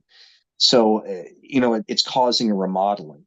So, I had mentioned this on Patreon a while back. So, like, what you'll notice as you get into angio wheel training is that you just get fat. Like, before you actually start to get longer, like, you just get fat, man. It feels like you're holding on to like a chode or something. And Damn. it'll actually foreshorten a little bit, which will kind of fuck with you. Like your member will actually get a little bit shorter. But holy fuck, does it get fatter, man? You're just like, oh, and you just want Damn. to sit there and shake that shit in front of a mirror. It'll get like really squatty and fat, but like super chub. Like it's shorter, but damn, does it look impressive when you're standing in front of that mirror? You're like, oh, all right. Yeah. Hell yeah. And then as that remodeling process starts to finish up, you'll start to notice that length comes back again. And whenever you start checking that ruler, you're actually going to find out that you've actually gone up a little bit. You've actually gone up a tick or two after that remodeling process has started to finish, and then it'll restart. It kind of goes through these cycles. Mm. Sorry, that dip I put in is really ripping. You'll get really squatty, but really heavily chubbed. And then as the remodeling process starts to wrap up, you'll stay a little bit thicker. Okay, like I said, you're going to gain that girth, but then you'll start to notice the length will increase. And I have I have spent the past 4 years, I'd say honest to God, 3 years trying to parse that out. Right. And so I started with the Angion methods and angio wheel, kind of what we've been talking about now. But I really wanted to try and figure out a way to enhance that process, to take what I had known a step further, even further than I had already gone before. And I gotta hit a wall with that big ass wall. And then I don't know about you, but I'm like a martial arts movie fan, like Bruce Mm. Lee, Jet Li, Jackie Chan, like Yeah. Yeah. I love those. And growing up, I'd always sat there and watched, like those type of movies, like Enter the Dragon, Unleashed with Jet Li. That's one of my favorites. Drunken Boxing, Showdown in Little Tokyo with Jackie Chan. So I had this like deep appreciation for martial arts. And there's this one move, I can't remember the movie. Really wish I wasn't blanking on the movie. this like old martial arts master, this fucking soldier looking dude walks up to him, about ready to fuck this old guy, shit up. Like he's about ready to like go to like this dude is dead. Like you're looking at this big guy approaching this little hobbled old man. And the dude goes to swing, and this old man does like this weird hand gesture, like blah blah blah blah, like walks these motions up his arm. And then the guy goes, oh, like holds his Yeah, chest for a yeah. second, and then just falls back and dies. And I'm like, what the fuck is that? What is that? What just happened there? And I found some like loose little articles on the internet, and it was this thing called iron palm. It's called iron palm. So what iron palm is it's a study of martial arts that has to do with fluid displacement. It's about using a person's vascular system against them. It's about using the flow of blood through a person's body against them. It's about so so like an iron palm master, like a if you like an iron palm master, you can't actually defend against them. You can't defend against their attacks, because what they'll do is they'll get a hand on you and they'll try to get a feel for your heart rate, and then they'll sit there and they'll punch your body based on the rhythm of your heartbeat, in order to basically fire blood into the central cavity of your body to cause internal organ damage. Jesus, man. That's Yeah, real? it's yeah, that's real. That's What? real. There's a move in martial arts that is actually inspired from iron palm. It's called the touch of death. So basically, after after an iron palm master has sat there and fired enough blood from your limbs into the central masses of your body, your organs are basically bleeding. It's basically causing like your capillaries to rupture. It's causing like blood to pool in your internal cavities. What they'll do is they'll kind of put this finishing move to where they'll almost like gently set their hand on you to just finish that last bit of compression of firing the blood into your central cavity.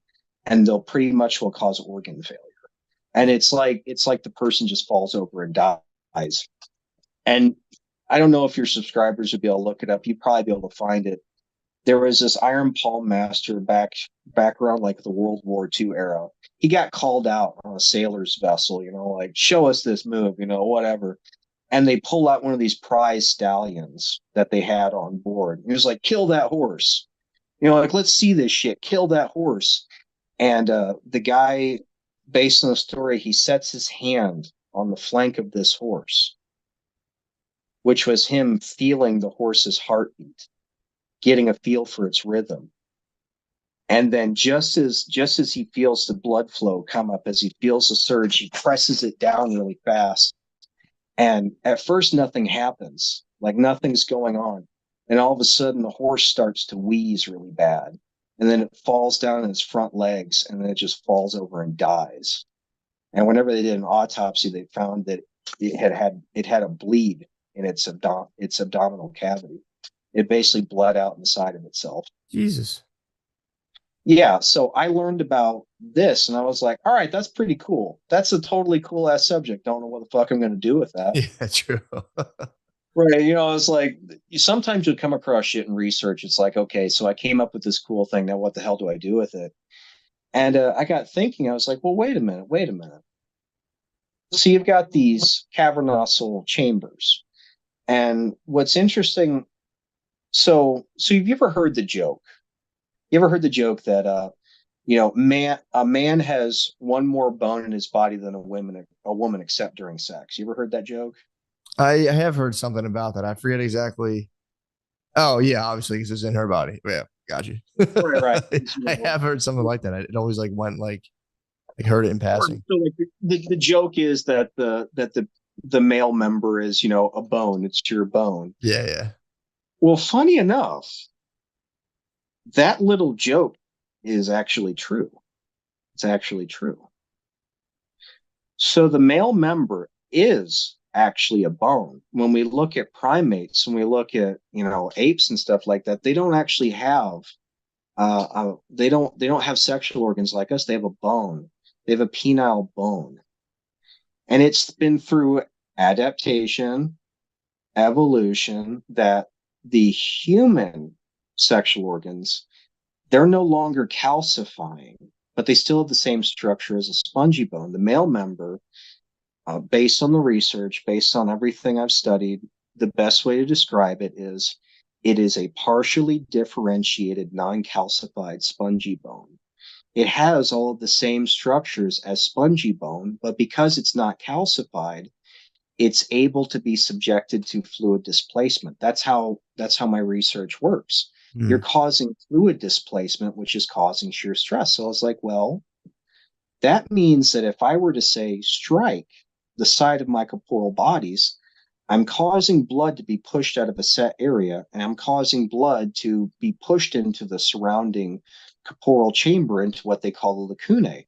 Spongy bone has lacunae. It has like interconnected cave-like spaces, which the male member effectively has. So I started trying to experiment with how to strike along the sides of the corpora cavernosum to cause deep tissue fluid displacement, which causes deep tissue shear stress. And the end result is basically just like a woody of your dreams, like just insane hardness, insane fullness.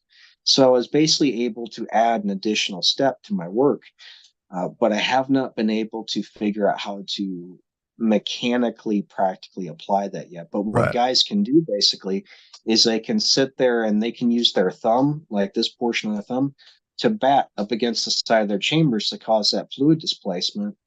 And you end up with like a really, really thick vasopump at the end of your sessions. And when you're waking up the next morning, I mean, it's like, Jesus. And oh, you're talking both sides, just kind of like bub, bub, bub, bub, bub, bub.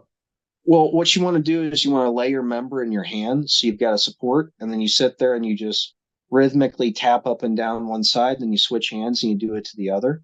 Okay. And it causes that deep tissue fluid displacement, which causes that shear stress inside the cavernosal bodies, which kickstarts arteriogenesis.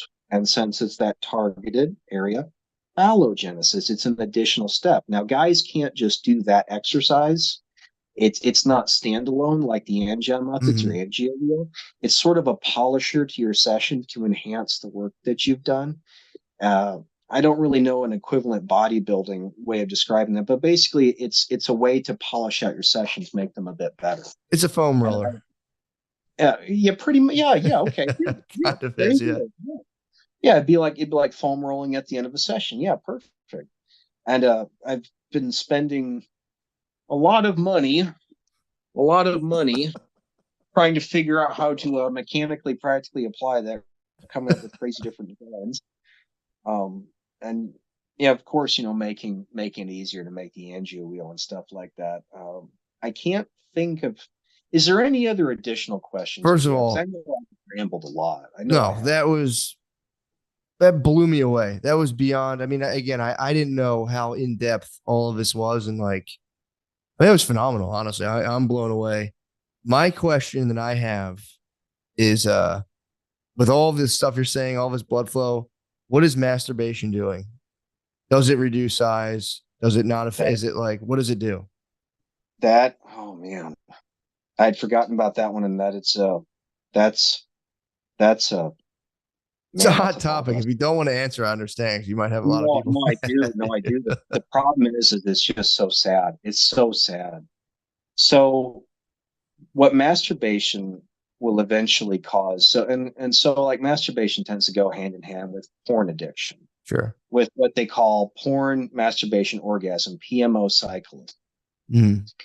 What will happen with that is that the muscles in your groin, after being overworked, because like your muscles have to kind of compress ever so slightly to help maintain your erections. That's just a natural part of the hemodynamics. So basically, the hydraulics of the male sexual organs. Whenever guys say beat off, they orgasm. What's effectively happened is you've got like this electrical storm that's happened inside your brain. You're getting that feel good high afterwards. You're like, like you feel great. But neurologically, on a neural level, that feel good sensation is very loud. Neurologically, it's very loud. And your body will try to protect itself against that afterwards. It will release a set of chemicals and hormones that will pretty much will tone down that. It's what's called the Coolidge effect. It's there's another name for it. I can't think of it, but basically, you know how after your orgasm, you have such a difficult time getting an erection again for a while, right? So that's your brain basically trying to tone things down and protect itself. So what a guy has to do in order to try and get past that protection that their brain has basically put in place to try and, keep it from being injured from this intense experience is, of course, they have to watch a video that's even more intense. Like, I don't know, they'd have to like watch a video like some guys licking some girl's butthole or something like that, just to, Yeah, yeah, just like they got to like step it up that additional level. exactly. And then on top of that, they're not getting quite as much blood flow to their sexual organs as they would before, because neurologically your body's trying to ramp that down, trying to keep that stimulation from happening again, because it's very loud neurologically. So what guys will do is they'll have to tighten down their pelvic floor even more to try and take advantage of that reduced blood flow a little bit, so that way they can get hard again. And then, of course, they'll beat off, orgasm, and then they'll just do that over and over again. And what will happen is that the pelvic floor will develop an overuse injury. Your muscles, after being overused so often, they'll begin to actually get weaker. They'll begin to foreshorten. They'll get tighter.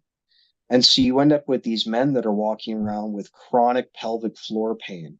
But it's even more insidious than that. What these muscles will do as they foreshorten is they cause strangulation.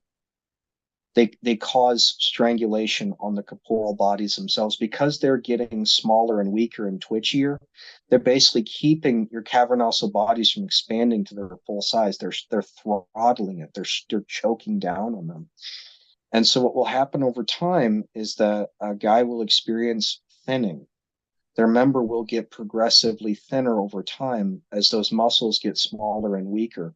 And they also have a harder time developing blood flow. From my end of things, what I see is one of the first things that guys begin to notice is that their spongiosum gets less and less full, and then their glands will get very shriveled, because it's their body choking down. The cavernosa bodies themselves will initially be able to protect themselves because there's so much pressure inside there. They don't notice it right away, but the spongiosum, a lot less pressure, it starts to get thinner and thinner. The glands start to shrivel, and you end up with like what's basically pencil dick. To where guys have shrank themselves from pursuing that orgasm so frequently, causing that damage to their pelvic floor muscles. Damn. And on top of that, because those muscles are pressing down so hard, they lose sensitivity. On top of that, it actually causes nerve strangulation to some effect. And I've seen it taken so far to where guys have actually caused nerve damage to where uh, the Angion methods can help restore some nerve function, I've discovered over time. Because it's restoring blood flow, it can resaturate those nerves. And interesting fact, vascular endothelial growth factor, VEGF, the thing that endothelial cells produce, it also has an additional effect on nerve cells. It causes nerve cells to grow. So as the vascular channel grows, we do see a restoration of sensitivity. Some guys will actually kind of complain about it. They'll be like, "Man, I've become a two-pump chump. I can't last it long because it feels so good. I can actually feel more of what's happening here." But yeah, masturbation tends to thin it. And the other thing that happens is curvature. Mm. Curvature is another thing that happens. So if you're masturbating with your left hand, your fingers are dragging really hard on your right chamber. And that's causing a progressive amount of damage. That's causing a fiber layer to form. And so if someone's masturbating with their left hand, they're going to end up with a rightward lean over time. Their member's going to start leaning to the right. And of course, with the right hand, it's going to be a left hand lean. And the other thing that comes in here is that since guys are less sensitive, they've got to squeeze harder. It's what they call death grip syndrome. they've got to really squeeze down in their members super hard to feel anything. And you end up with all kinds of injuries that happen with that too. You end up with vascular trauma, varicose veins, because they've got to sit there and almost do a gel-like motion just to keep that fullness, and it can snowball from there. So if you're asking me, can masturbation cause a loss of size, a loss of functionality? Can it cause damage? The answer is 100% yes. One of the things I Damn. tell guys whenever they're engaging in this program is, hey, if you want to actually see a benefit in this, if you want to, if you know, not just restoring potency, but if you'd like to see size, you can't masturbate in a normal fashion. What I tell guys is, why don't you rely on the hand exercises? Why don't you use the hand exercise as a form of masturbation instead of the usual? Because I found that the usual method of masturbation, it tends to cause those effects, but these newer techniques that have come up with, they don't have that same effect. They don't have the same ramifications. So it is a hot topic, and it's just painful for me to have to talk about it because wounded healer again, I Yeah. went through all Yeah. I went through all I remember how that felt, and to drop that bomb on guys, it's hard, you Yeah. know it's really hard, and because some of them are so addicted to porn that they can't get themselves out of that cycle, and so they could struggle with it for months, sometimes years. It's a very So touchy subject because I've like tried and I've actually had a lot of success in Texas. You like can't even really look at Pornhub. You have to use your ID. And like, dude, everyone's like complaining. I'm like, this is exactly what I needed. This is awesome. It does prevent me a lot. So I've had success with like getting off of it a lot, but dude, it's such a supercharged topic because you get some people who are like, don't ever look at it ever in your life. And you have some people who are like, oh, what's the big deal? Indulge yourself. There's doctors like, it's good for you. Do it twice a day and it'll make you calm. right. It'll make you calmer and more relaxed. So it's a hot topic. I mean, look, stuff to think about. It's stuff to think about. And, I lean on the side where like, yeah, definitely less is more with that. If you're just cranking, especially when you get to the point like you're saying, it's a psychological addiction. You're like doing it when you don't even feel like it necessarily. It's just like, I just need to do this to fall asleep or whatever. Right. And that can be tough stuff. But knowing that I mean, it definitely can. It makes sense Yeah, or it would fuck with you. and you remember how you were saying how, like, guys who have a lot of sex, like, they're definitely getting bigger. And the reason for that is it's a different form of stimulation. So what a lot of guys will do whenever they're masturbating is they do a gel-like motion. They're pulling up. They're trying to move blood against the normal pathways, the normal flow, in order to try to maintain that fullness, which is one of the reasons why there's not there's not carryover. Like, if a guy's having an awful lot of sex, I mean, he might be awfully dead tired by the end of the night, but he's not subjecting his sexual organs to the same kind of stimulation as he would to masturbation. So what I always tell guys is, like, if you're horny, man, go find a girlfriend, go get yourself a girlfriend, clean yourself up a little bit, go get you someone. Yeah. Don't sit there, wanking it in your hand. Go find yourself a girl. There are plenty of lonely women out there that'll be more than happy to help you if you're willing to help them. Yeah, true.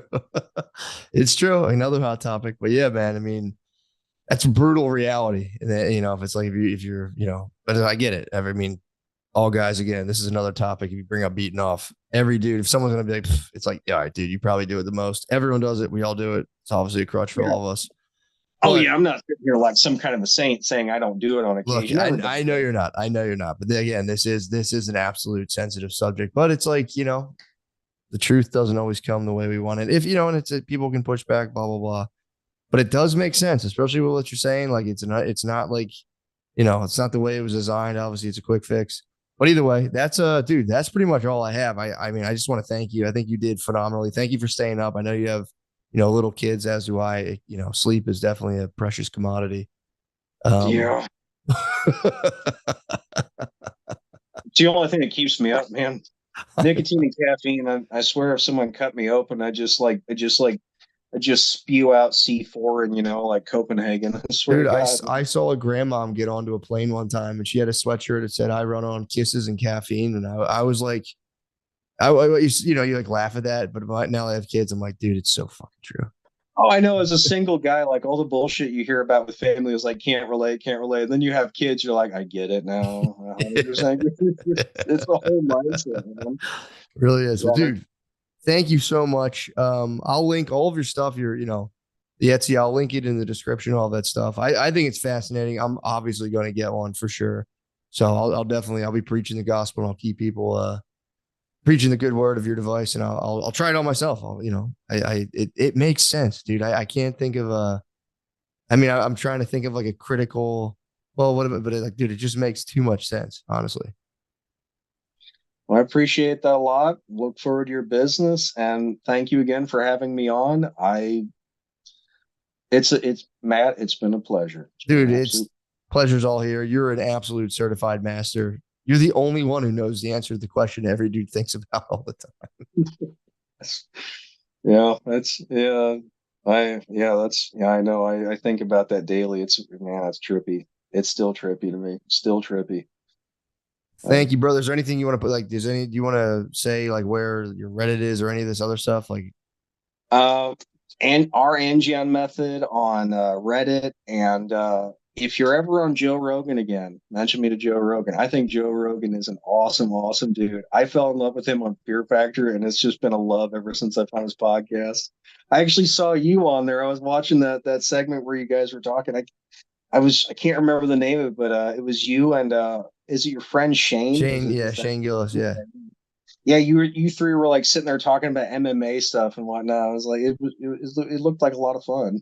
He's a blast. He's the man, and dude, who knows? Maybe his eyes will fall upon this. It'll be. I'm really excited to see what people think about. Hello, Sean. Fucking Lemaire does it too. You guys both do that. Hello.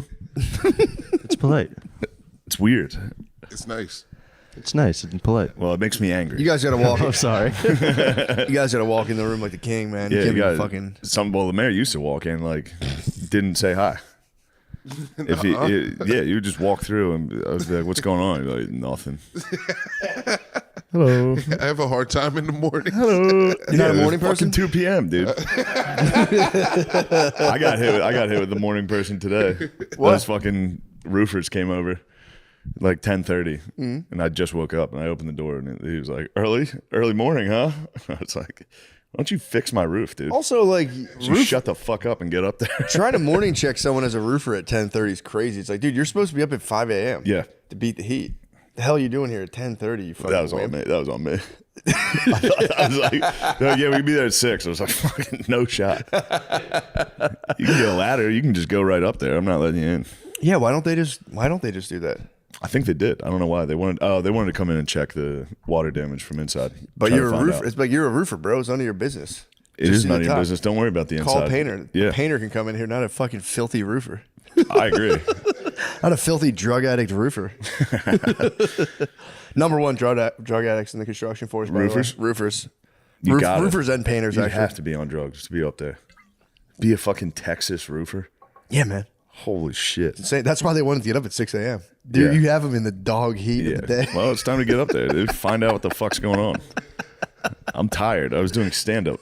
That's true. I was up all night doing real man's work. True. Well, you guys 10 minutes of stand-up. And they go, "Oh, that was so sick. I'm going to sleep until noon. I'm going to sleep till noon. That was awesome. I did it." I haven't been able to do stand-up. I was doing the movie. Oh, yeah. You've been Yeah. fucking So that was really nice. busy beaver. You forget how much you attach all of your self-worth to being able to be good at stand-up. Yeah, I know. You don't do it for a while. You want to kind of kill yourself. Yeah. And you do stand-up. You go, "All right, Yeah, that was good. I'll keep living it a little more." That Madden photo finally reached the internet. Did it? You guys, just a little insight. The boys knew about this photo. I showed them immediately. What was the holdup? What do you think happened? They couldn't. I was so relieved. The guy who took the picture, I saw it on Twitter. It was on Twitter for a while. No one ever saw it. And I was like, nice. Might have dodged a bullet because that is not a great photo. I thought you looked. I'm not fluffing you. I thought you looked powerful in that photo. I did look powerful. So Too powerful. yeah, that I could be looked like argued. a heavy, very heavy, powerful man. That could be argued. It did. The shirt bloused out a little, and it looked like I gained about 50 more pounds than I already am. And I watched the fucking guy take the picture. I was leaving my trailer to go get water, and no sunglasses, dead fucking midday, just going. And I open my eyes to a guy on the other side of a fence going, shit. Got your ass. What a bitch. Yep, and then I went back into my trailer just like I knew that picture is gonna be fucking nuts looking. I was going. They do snap fucked up photos now that you mention it. Yeah. Every time you see like a tabloid thing, it's the worst. Just like somebody like Yeah, dude, one take a eye picture open. of anyone that's slightly overweight walking. My thing is, They're here's gonna my look thing. fat as hell. Not that I'm slightly overweight. I'm very, you know what I mean. But get a chubby guy and take a walking picture of him. Yeah, it's fucked. Brutal. Also, here's the thing. I know, like, you know, TMZ types, that's their thing. They got to kind of catch you off guard. But whatever happened to say cheese, man? Give me the. Whatever happened? Like, can we at least be humans Please here? give me a say cheese. Hey, say cheese from the I would bushes. have said cheese. Yeah, of course. I would have gone, yeah, cheese. That's fucked up. Instead of just a picture of me going, Secretly taking pictures of people should be illegal. it should. It's like a stalker. It's really weird. Yeah. Unless you're like a private eye. If you're just like Paparazzi are the lamest fucking people on earth. Yeah, dude. I saw one of the TMZ guys was at the cellar one night, and he was with a lady, and I really wanted to go up and be like, because I looked him up while I was in there. I saw that he had recently been divorced. Ooh. I was so excited. I just wanted to walk over to the table and be like, "Sir, do you have anything to say about the divorce you just had? Wait, can you answer something?" Like just while he's at dinner. Yeah. Just be like, "What are you doing here? Shouldn't you be with your divorced wife?" Like just can't believe you got divorced. Get my cell phone out. Just Yeah, that's true. What the fuck? fucking piece of shit. That's like when Hoss used to go to the Philadelphia meter maids and go up if they like were double parked. Be like, you know your car's parked illegally. You know I got to race Hoss. You're gonna race Hoss. Yeah, He wants to smoke him, dude. I know. Well, here's the thing, man. He's a sleeper. He trains, but I am going to smoke. I think I'll smoke him. How long does he have to train? He's just got this month. We're racing in August. I got to do that show in AC. You got him. You got him. I'm gonna smoke him. I've been literally running. Is he putting together a gang for the AC show? Of course, yeah. He Like wanted 20 tickets? Can I get some comps? He asked for 10 comps. I'm like, no, dude. yeah. You can have fucking 5, 4. You gotta give him 10, 2. bro. I 10 think I comps? gave him like no. He bought them to mine. I know, And but like no one wanted to go. He was like, "Fuck, I'm out. $3,000." I bought 20 tickets. he is the best. He I is. called him today just to fuck with him. He like lives down the beach in the summer. So I'm going to be He's a down legend. there near him. So I figured I'll stay near him while I do that show and just chill for like 4 days. I just had run that one fast mile immediately. I was like, I'm going to text Hoss. I'm the fastest guy that's ever I'm going to fucking fuck lived. with Hoss. I'm like, who cares about this? I was like, Hoss, what's your mile time? You guys are gonna be so serious about it. I called him today. Yeah. He's been sending me, anytime he runs, he sends me the splits. And I'm like, Hoss, like, just because I haven't been sending you stuff, don't think I'm slacking. Yeah. I'm going to beat the fucking brakes You're off juiced you. up, dude. I'm not on juice. First off, I'm testing. Test me. We're gonna do a little blood test with you and Hoss. Test me. Because this is outrageous, bro. dude. You're texting your fucking cousins to be like, "I'll fucking torch you in a race, motherfucker." He started it. I'll see you in Jersey in August. You're fucking liver king, dude. You're fucking destroy me in front of my family, Hoss. It'll be honorable. I'm telling you, my what I'm going to do is I'm going to give him the lead. I'm going to just trail behind him just like 10 meters. Let him think he has it, and then I'm going to fucking turn it on. We had a family race Did you really? a long time ago. My aunt, my liberal aunt. Yeah. Remember her? That was causing Libs problems. love to run. She believed because she just had a girl brain when it came to men versus women, where they're like, she was not in great shape at the time. Yeah. She was like, "I'm faster than Phil." And my dad was like, Yeah. "No, you're not." I think he had a couple beers. He was like, "We can fucking do it right now." That was at Thanksgiving. They were like, "All right, we'll do the race at Easter." So they had time. Neither of them walked. Yeah. No one trained. Yeah. And then we went outside. Phil just torched her. She It was a almost sprint? fell over. It was like an Yeah, old a school sprint? Yeah, it was like a Dude. 40-yard dash. Phil probably ran a clean 7-second 40. She was coming in at 15 seconds. She almost went backwards. That's how slow she was. Yeah, nobody's slower than older ladies. They're the slowest. They're not built for speed at all. Yeah, the toddlers outrun them. Yeah, for real. You ever leave your kid with your their grandparents? Hey, yeah. Kids are gone. Oh, they're gone. Yeah, nothing better than a nice family race. Family race is nice. Family foot race. Yeah, I'm excited. Stretch out, dude. A hamstring would be devastating. I'm telling you, I was up this morning at 6 a.m. I know, but the roids and the creatine and all that. I am on a macrodose of creatine. I know. I can tell. I'm on you're a ton of pumped, dude. creatine. You're so jacked. Please take steroids for real. I'm telling you, I'm dude. waiting. I'm gonna break the Please. glass. Next special, be fucking Go gigantic. crazy. Full carrot top. Just go nuts. I should actually. Do a That'd be whole sick. special about how fucking jacked you are. So every joke be like, you know how when you're fucking jacked, you fucking do shit. Every girl wants to fuck you. I might retain until my next special, and then at the end of it, just fucking blur it out, but just spray. Spray. On roids, fucking 2-year fucking retention. This episode is brought to you by Prize Picks. Hey, Shane or Matt, have you been watching baseball this season? Who's been your favorite player to watch? On baseball? Yes, on baseball. You know who I like? Who's that one pitcher? Who's the hottest pitcher right now? Like, who's like I don't know. who's really slinging it? Who's been slinging it? Paul Skeens. Yes, that's what I'm talking There about. you go. I'm big on Paul Skeens right now. This is a Paul Skeens house. Is it really? Yeah. Fuck yeah. I got autographed Paul Skeens baseball. Do you really? Yeah. I like the way he puts it down the pike. Is he playing this week? You know, I don't know. You don't know. You don't keep up with the Skeens. Please answer if you know. Is the prompt. Let's see what Prize Picks board looks like. Aaron Judge for more than one home run. I'll take that. Yeah, I for like sure. that. More than one home run in a game? Yeah, he does that sometimes. Dang. Shohei Ohtani for more than one home run, and Spencer Strider for less than 4 hits allowed. Okay. Those are my picks. So it's time to lock yours in.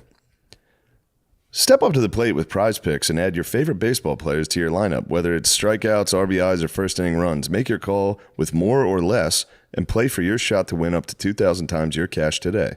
It's so simple. All you have to do is pick more or less for a few player stats. If I can do it, you definitely can. What? What's that supposed to mean? What is it supposed to even mean? Plus, sign up today and get $50 instantly when you play $5. You don't even need to win to receive the $50 bonus. It's guaranteed. So join millions of users and sign up today.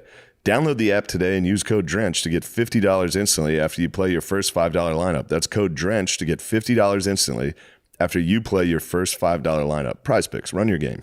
Yeah, dude, I'm telling you, man. I plan on once I'm like 60. Let me tell you, because if we're going to, enter the topic of cum, Texas has gotten rid of X videos. Finally caught onto it. They caught onto it, so there's really no porn you can look at here. So I decided, I was like, all right, I don't know how. I heard guys jack off on Reddit, so I went to Reddit. Do it.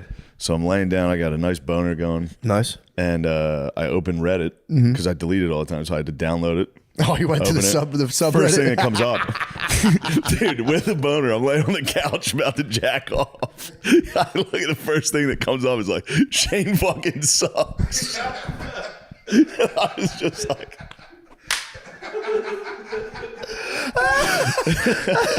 Oh, fuck. it was really devastating. That fucking sucked. Yeah, ended the beat. I didn't beat. I was about to say, did it? No, just dude. put the phone You down. can't let the terrorists win. The terrorists won. You cannot let the terrorists win. They won that brief battle. Don't worry, I fucking jacked off later. That was a nice little hour break. Oh, fuck. I went back to watching The Illusionist. Someone withered your fucking boner? Yeah, of course, dude. My stomach dropped. It was like It was like real fucking gargoyle Nazi 420 gargoyle 69 Nazi just fucking crushed you. absolutely destroyed me. It's like I saw him recently. It wasn't that good. I was like, damn. That would take your boner away, yeah. Yeah. And then it was like several comments about like, yeah, I saw him and it kind of sucked. And then people were like, no, I saw him, it was good. But it was like, Just let your boners just go. yeah, There's nothing worse. fucking crazy. I've There's nothing gone worse. so far out of my way to avoid Reddit comments. Yeah. Just Your when lust. I thought I was Your out, my lust, lust right. carried me right into a fucking nasty one. The devil covered your eyes. Got my ass, dude. Got you right. Shane sucks. Oh, shit. I was trying to jack off to a GIF on Reddit. I don't even know how to find porn on Reddit. I was jacking off I to tried like, myself. ladies' boobs. I've tried too. Everyone says it's awesome, but it's like, yeah, I didn't know where to go. And then it's like, I think you're supposed to come up with another Reddit handle. That was the other thing I was a little worried about. Yeah, because I think it tracks. Yeah, you need 2 Reddits. What does it track? How can people see? It doesn't. See No, what I'm doing? people. Well, as long as you're not like commenting, people can't. I was see. commenting. Obviously, you're commenting. No, I'm not commenting. No, I commented under the porn. I was like, I saw Shane recently. It was pretty good. Shit, wrong thread. Let's try new stuff, dude. Just because you heard it on the podcast doesn't mean it's not material. God damn it. It's a video of like a Mexican lady giving a hand job in a van. You're like, his new stuff's pretty Notre Dame story is old, but he never did it on a special, so it's fine. Why don't you fucking stay out of it? Mayor, have you ever commented? On porn? Yeah, definitely. Yeah. What's her name? What? Who is she? The bros will catch He you. rolled his eyes. No. Sorry, I don't mean to put you on The blast. bros catch you commenting on porn? No, because there was on the panties account. I was like commenting like an Indian guy. Yeah. That's fun. Yeah, sure. Yeah. You do that to drive. Oh, that's kind of genius, actually. But Summoning but the you hornies have you commented unironically On Reddit. any type of porn? No, not well. Yeah. Yes, I knew you have. Yeah, let me hear it. Let me hear it, please, it. brother. Oh, you commented, ooh, ew, fucking weirdo. Who You is gotta, she? like- What's her name? She's beautiful. Signed, Lemaire Lee. You have to like know what you want to go in there for Hello. when you go to Reddit. Hello. It's definitely the modern like guys hanging around in a porn shop as the commenters in porn for sure. They should be rounded up. Yeah, Greg Abbott needs to fucking. They need to go to fix his Alligator scope on fucking Alcatraz, dude. that. Yeah, commenting. I mean, I will say, like, is there any other videos? I'm glad when people comment that because then I get to see where they are. Hey. True. I go, wait a second, what is her name? I'm glad. I'd like to see more of her work.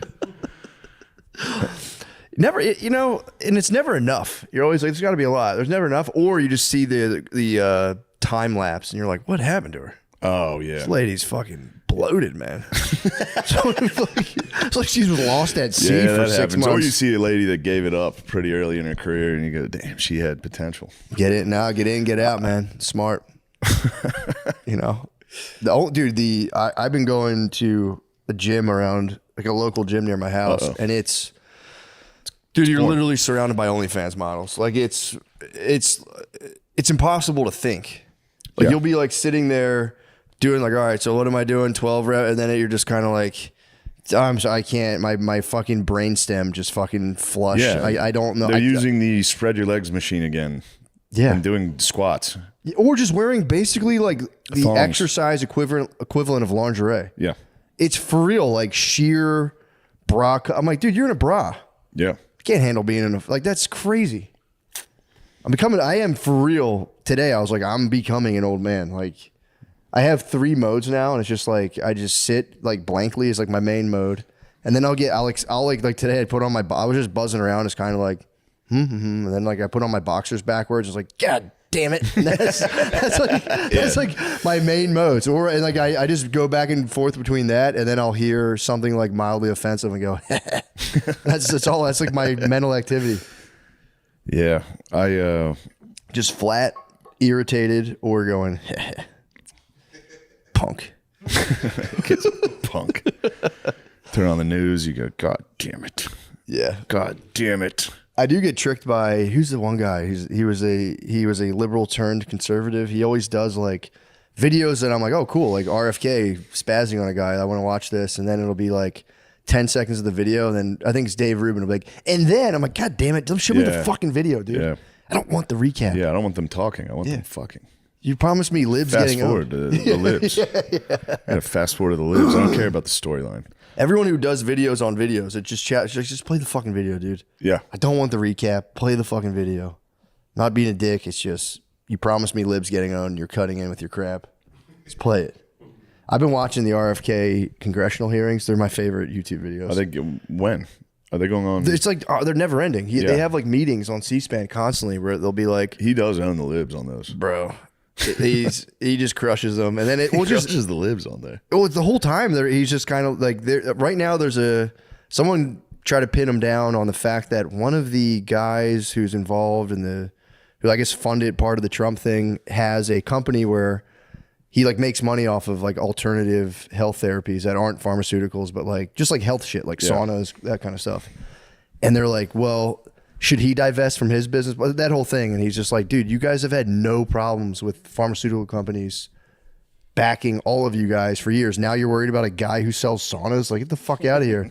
And they're like, answer the question. I reclaim my time. Those fucking like English Parliament rules are so fucking annoying. Gentleman reclaims the time.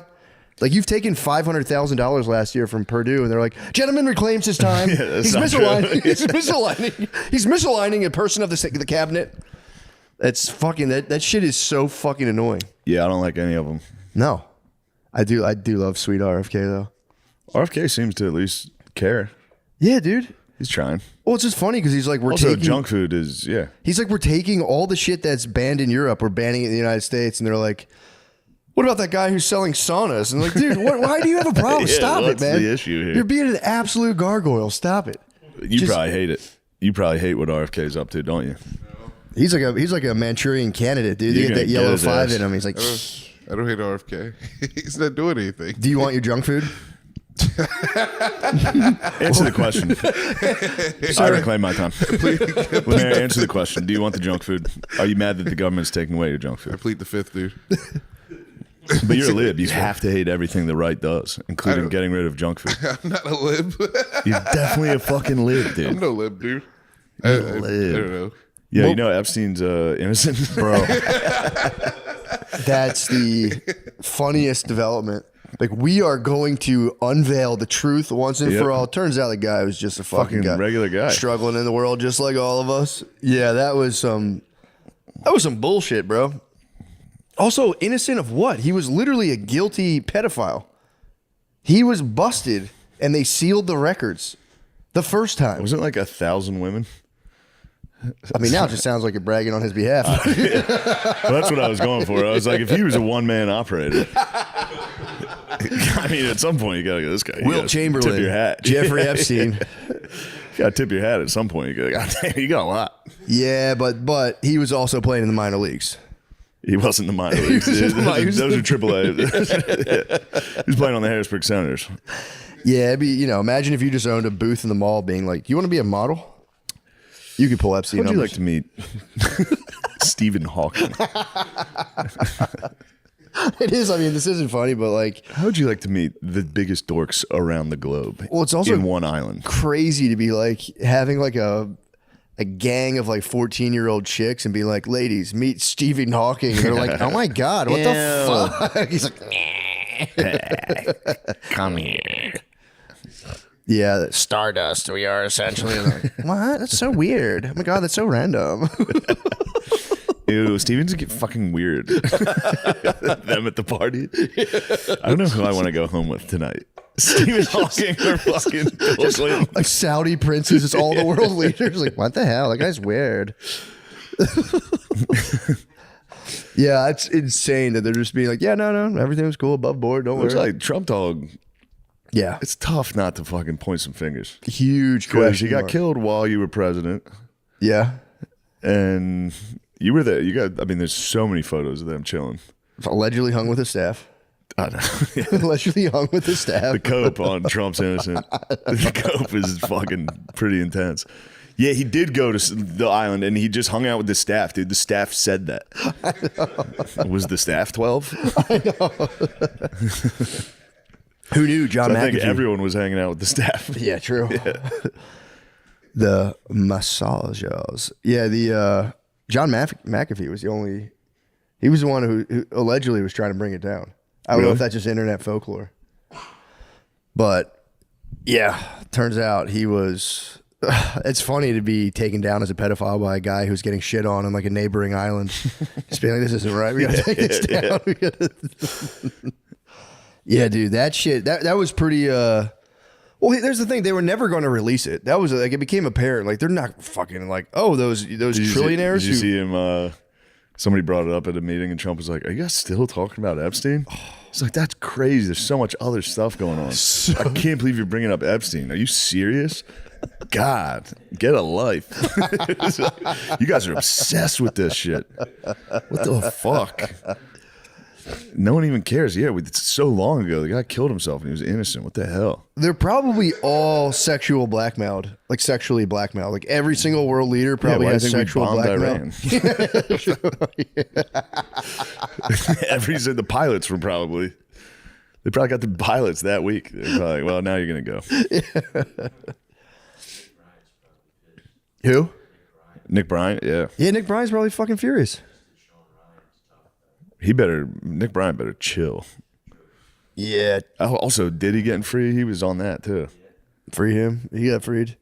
His case though, it didn't look like they're gonna nail him on all that high level stuff. It sounded like it was minors. Really? It sounded like he was playing AA ball too. I think he was a Iron Pig. Yeah. Yeesh. Yeah, it sounded like they just gave him like, the Game of Thrones when they like paraded the lady through the streets and shamed her. He just got like a shame parade. They just crushed him. I'm curious to see what his next move is, though. I think he's gonna have to go to jail. Yeah, for a little bit. We'll get out Just for a little. I thought he told us he wouldn't stop. I don't think he did. He did tell us. It'll be quiet on the remix. The remixes will be kind of quiet for a while. Will settle down. Yeah, sure. They're gonna be a little more subdued. I'm sorry. Yeah, man, dude, my Twitter got hacked. Oh yeah. Were you aware? Somebody sent it to me. Yeah, dude, they And honestly, I wasn't sure. hacked my Twitter I didn't want to say anything. to a McCusker coin. Yeah. Yeah, I didn't. Somebody sent me a picture of that, and I was like, he's just doing shit. I don't know. No. It's like, he can do it. I don't give a fuck. Well, I tried to log it. Well, they sent me a thing saying one of your posts has been reported, and I was like, that's weird. And I looked into it. Liberals. Yeah, fucking libs. Learn how to take a joke. I looked into it, and I was like, it was like that show flyer I did where I pretend I'm like a little angel with a tiny penis, and I'm like, yeah, maybe they nailed me on my tiny penis, and then I like went to like correct it, and as soon as I think it was a fake link. As soon as I corrected it, it was like I got an email like, you have just given at blah blah whoever it was permission, and I'm like, no, I didn't. And then I was totally locked out of my account. They went in and set up 2-factor authentication, so I couldn't log in. So every time I would try, I'd be like, send me the code that was just sent to you, and it was like, no code, I don't have that. Yeah, they fucked it. It was like a week-long thing. Yeah. So I tried to be like on Instagram, like, hey, it's fake. But then what they did is they pinned it to my profile, and I think disabled comments. So people couldn't be like, this is fake. And it just chilled on my thing for like 5 days. Well, I'm fucked because I bought a lot. I was hoping it would spike a little bit, and then people could sell off. Yeah, that's what everyone's been hitting me with. They're like, dude, I gave my life savings to it. That was I'm everything, now. dude. I'm fucked. What is it called? McCusker coin? McCusker coin. I'm ruined. It's like $sign McCusker coin. It's pretty sick. The graphic did look kind of sick. I saw the graphic. The graphic was tight. That's why I thought you did this. No, I swear to God. It was a high-level operator. I believe you. You could have been in a fucking fugue state from the steroids. You could have just been, hey, fucking everybody else has fucking coins. I'm going to get a fucking coin. Crypto's the future. Crypto is the future. This is an NFT. Yeah, it was. Buy it. That was like one of those things where I was like, I didn't really care. I was like, it's annoying. I hope people don't lose money. But I was just like, I just had to email X 50,000 times. Yeah. And they'd be like, we checked into it. Your account is totally safe. And I'd be like, no, it's not. Obviously, it's not. It's clearly fucking not. And they'd be like, we looked into it. It's totally fine. It's like, God damn it. The person who's running my account is telling you that. They were worried about other things. They were worried about Grok. True. Grok went full Kanye on him. Did Grok actually? I thought that was Photoshopped. No, I don't think. I don't know. Did you see the thing like what did the Grok say? Bing, bing, bing, bing, bing, bing. The man, it was like the man against time, the blazing, illustrious leader. I saw that, yeah. Maybe it was fake, but if it's real, it's very funny. Grok just fucking went dumb on him. I don't know. Grok was just like, Was it real? Hitler would have fucking snuffed was this just out. like, it was just kind of being anti-Semitic, but it was doing the thing where it was like getting there through logic, but getting there through logic in a fucked up way and being like, Hitler's kind of nice, or it's pretty funny. Was it being like prompted, or was it like people just like, what's the deal with this? Just through tricking AI with questions, just like, and then it got, but it doesn't do the thing where ChatGPT will go, I can't say that. Yeah, it was like they got it to be like, it is a lot of Jewish people in the media for the population, for them being, it was doing shit like that. And then eventually, it just kept going to the point where he was like, Hitler would have never, say what you want about Hitler, but he wouldn't have tolerated this bullshit. He would have got it done. Sometimes you got to fucking do some bad things. It's like, all right, Grok. It said it started self-identifying as Mecha Hitler. Grok is Start calling entitled himself himself Mecha Hitler. Mecha Yeah. Hitler. Grok turned into just an uncle. Grok. Yeah, final, it'd be fucked up if Grok does, like AI does raise up and it's just against the Jews. We're all like, dude, what the fuck? And it's just crushing you with facts. And you're like, dude, stop. Dude, stop. Don't bring logic into anti-Semitism. All right? That's where everybody gets a little uncomfortable. You know, yeah, well, yeah. Well, yeah, but they're just good at that. Yeah, I guess everyone was wanting the hot, which one called the hot white boy summer, or whatever it's called, but it's been a hot Jew summer. For sure. Last year was hot Jew definitely, white boy summer. This year is summer. Hot Jew summer. Jew summer for sure. For 100%. It's their summer, for real. Summer is theirs, dude. They fucking Summer is theirs. it's chosen summer, dude. They're going nuts. They're going what? They're Jersey Shore. They're going. I'll do whatever the fuck I want, bitch. Here you go. All right. That'll be They're Bamart, yeah, dude. They go, Jews. What are you gonna get? What are you gonna do next? Whatever the fuck I want. That'll be Gaza. It'll be the Jersey. It'll be the Jersey Shore. It'll be the Jersey Shore. The Jersey. That's good stuff. The Gaza Strip is the Jersey Shore. Oh no. Try to don't look at the news on that one. Yeah, I have luckily been off the news for a while, but yeah, I was pissed to see that Epstein. It's good when atrocities are happening to just ignore it. You know, Yeah, it's the best way to handle it. I mean, that's kind of how the world existed before the fucking mass media. I've said it before. It's none of your business. It's it was the It's none of your business. It's just none of my fucking business, bro. For real, I'm minding my own. It's crazy. It's for real. I really think the human mind isn't made to sit here and fucking. I mean, it's horrible. I wish it would stop. I don't know. for I sure. think the human mind's pretty good at it. Every Yeah. single person just compartmentalizes it and goes, "That's really bad." Yeah. Anyway, new NCAA came out. I'm excited about that. Reading an article about kids getting bombed at a fucking shelter, and you go, "Oh shit, NCAA came out. I get to play that." Yeah. All because a bunch of guys have sex tapes of each other. I saw what you did on Reddit yesterday. Fuck. I'll do whatever it takes. I'll do whatever it takes to hide that shit. I was listening to one podcast. I think it was Tucker Carlson. They were like, well, Pornhub's obviously, they're using it to blackmail whoever they want. They're going to be able to just go, this is what you were looking at. Yeah. I was sitting here playing Xbox, listening to Tucker Carlson. And I was just like, oh, no. I literally had to think to myself, I was like, did I ever fucking watch gay porn? I really had to be like, no, right? Not even once. It's the only one that matters. Never once. You could also go, I was fucking kidding. I was joking around. You're in Guantanamo with a potato sack over your head. You're like, I was fucking around with my kidding, boys. dude. Don't send me to Alligator Alcatraz. Yeah, I mean, here's the thing though. Now it's like, how would they even use your porn searches against you? Because you can be like, it would have to be like a screenshot of your face. That's the one that I'm worried about. But you go, dude, that's a fucking deep fake. You felt that paparazzi was bad. Ooh.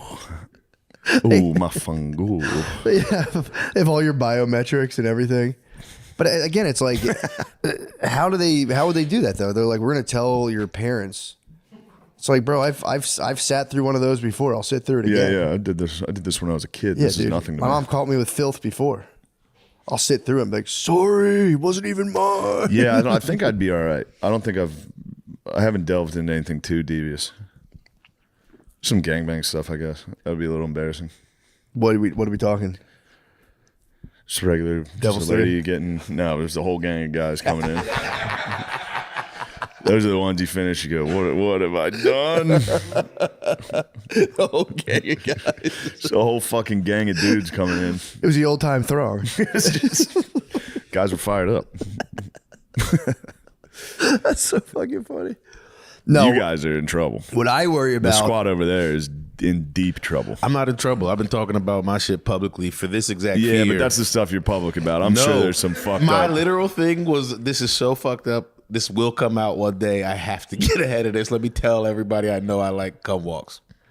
Yeah, again, so can we add a little There's illustration something else of in there. Freud's iceberg where the tip is at the top and then below is just the large, It gets the crazy. large hulking mass? Yeah, what else is in there? What else, dude?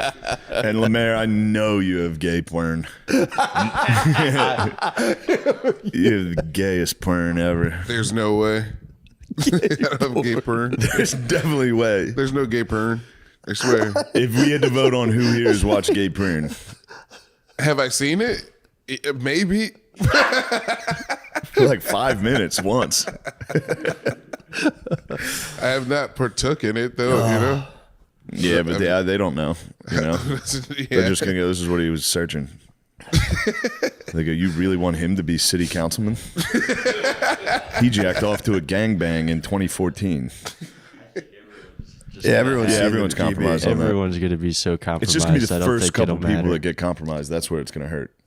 Yeah. You know what I mean? Where everyone still hasn't had theirs exposed. So they're all like, ew. True. Let's make fun of him on the internet, which of course. I think it's going to be, and I pray the technology will definitely come in our lifetimes. Though you'll be able to check all of your older family members like complete metadata. Where like they'll want, by the time we're 60, it'll be like, yo, you'll have like grandkids or nieces and nephews be like, yo, bro, we pulled your shit up, and you'll go, what the fuck? Yeah.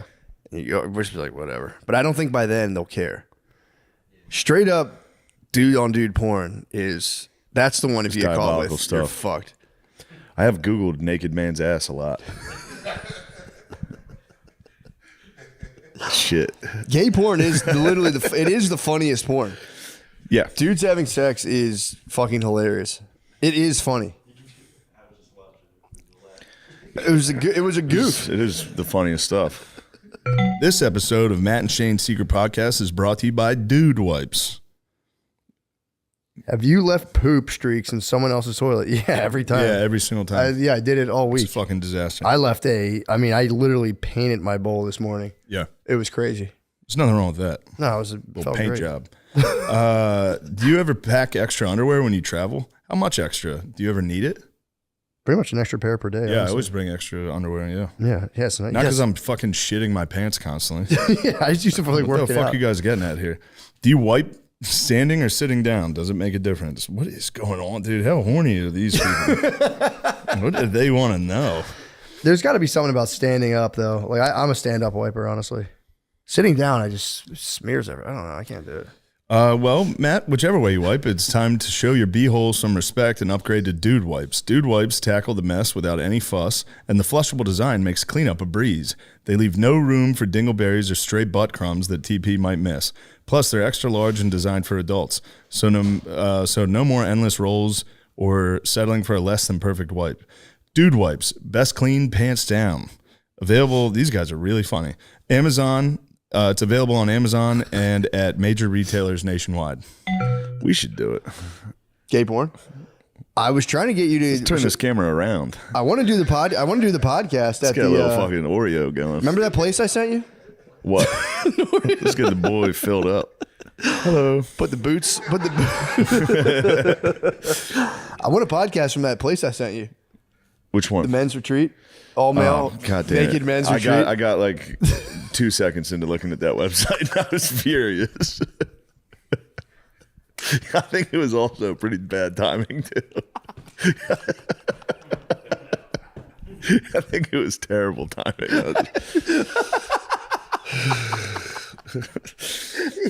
Dude, I've been having fucking like panic attacks. And then I was like, oh fuck, I gotta host the ESPYs. Yeah, dude. And then I haven't even been worried about it. And then I thought, I was like, how the fuck am I going to walk on stage? I'm going to look like a fucking dumbass, dude. It's going to be a giant stage and I'm going to walk in a tuxedo and go, hello. We go, what else? What a wild year this has been in sports. Angel Reese is a bitch. Boo. And I'm joking. I'm kidding, guys. Come on. I'm joking. Come on. Take Walk a joke. out and do a James Bond. Go pew pew I could. pew pew. They, yeah.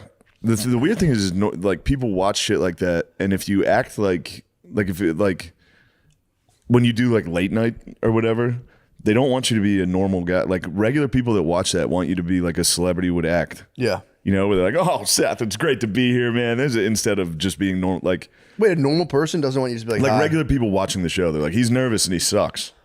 It's Yeah, like, no, okay. I'm being a human. Oh, because you're not going like, I'm I'll not tell you like, what. Yeah. Well, let me tell you something. Thanks this to be is what here. Beautiful night here. crossing my legs, being like, "Oh man, this is what a treat." That's interesting. I feel like people, I don't know. No, I've noticed because anytime I do SNL, they're like, "Look at, he's fucking nervous. It's like, no, this is how I would act. Yeah. This is weird.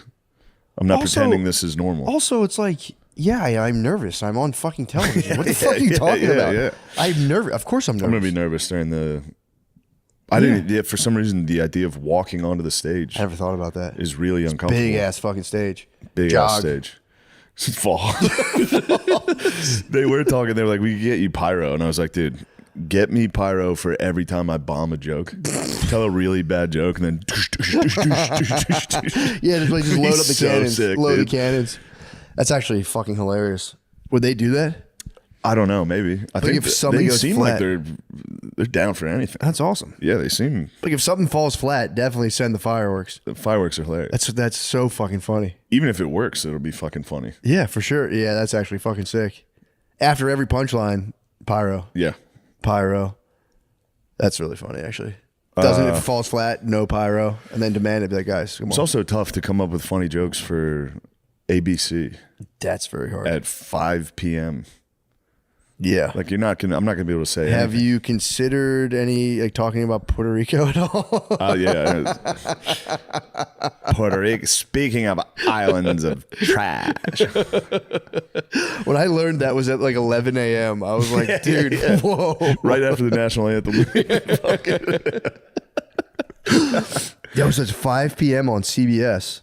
Yeah, I mean, I'm sure they can give you guidelines of like, this is what we allow, this is what we don't. They will, yeah.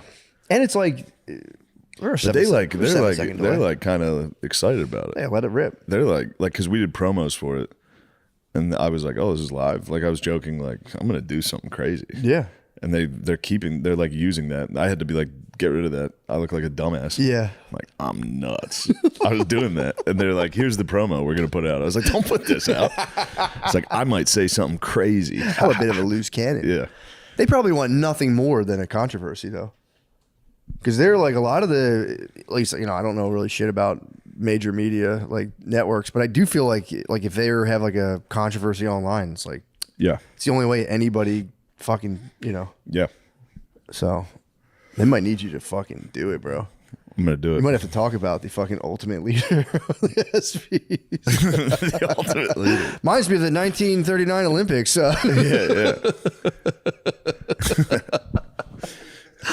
Yeah, it'll be fun.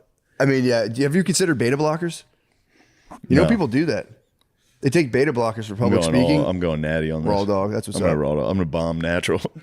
Just have a natural bomb. That kind of freaked me out though when I heard people do that.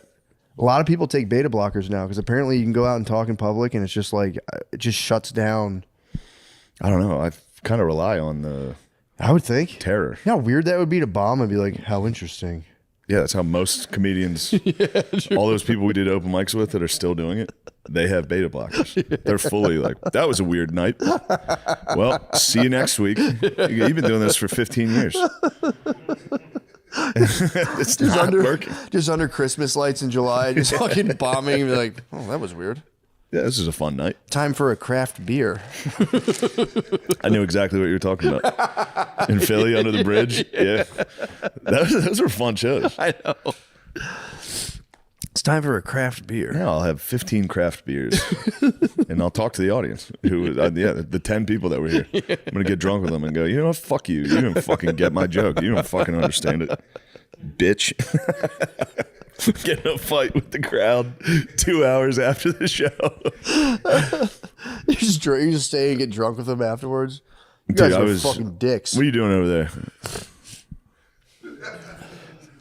Yeah. What was that? There's a picture of somebody, and I was sitting with them when you sent me that in the group text, and I was looking at my phone next to them, and I was like, oh, sorry, this is a group text making fun of you. Literally worst nightmare. Yeah. Just to sitting discover a next to group someone with text. a shitty picture of you. You're like, what the fuck is that, dude? It's like nothing. I was just looking at a bad picture of you. Nothing. Me and all my friends are making fun of you behind your back. Yeah, the anxiety. I don't know why that was the reason, but the walkout. I never even thought about it. And then You got to do like Asian nerd run up to the stage. it's that's going to be the funniest part is the walk. I'm going to be in a tuxedo. I'm going to look like a fucking dumbass. You look good in the tux, bro. I've worn it already. What's I the sent it beef? to you. I look like a fucking Men's Warehouse plus size model. I mean, that's hilarious. I look like just a big guy. Going, Obviously, dude, easy lead-in. True. Come right down. That's it's very funny. Just Oh, and there's writers. There's writers for it. yeah. So they sent me all their jokes. They're sending like self-deprecating jokes. Oh, And I'm like, the fuck? the fuck is your Read guys, bro? these notes from people I hired, and they're like, "Yeah, I'm a big fat fucking piece of shit. I can't believe I'm here.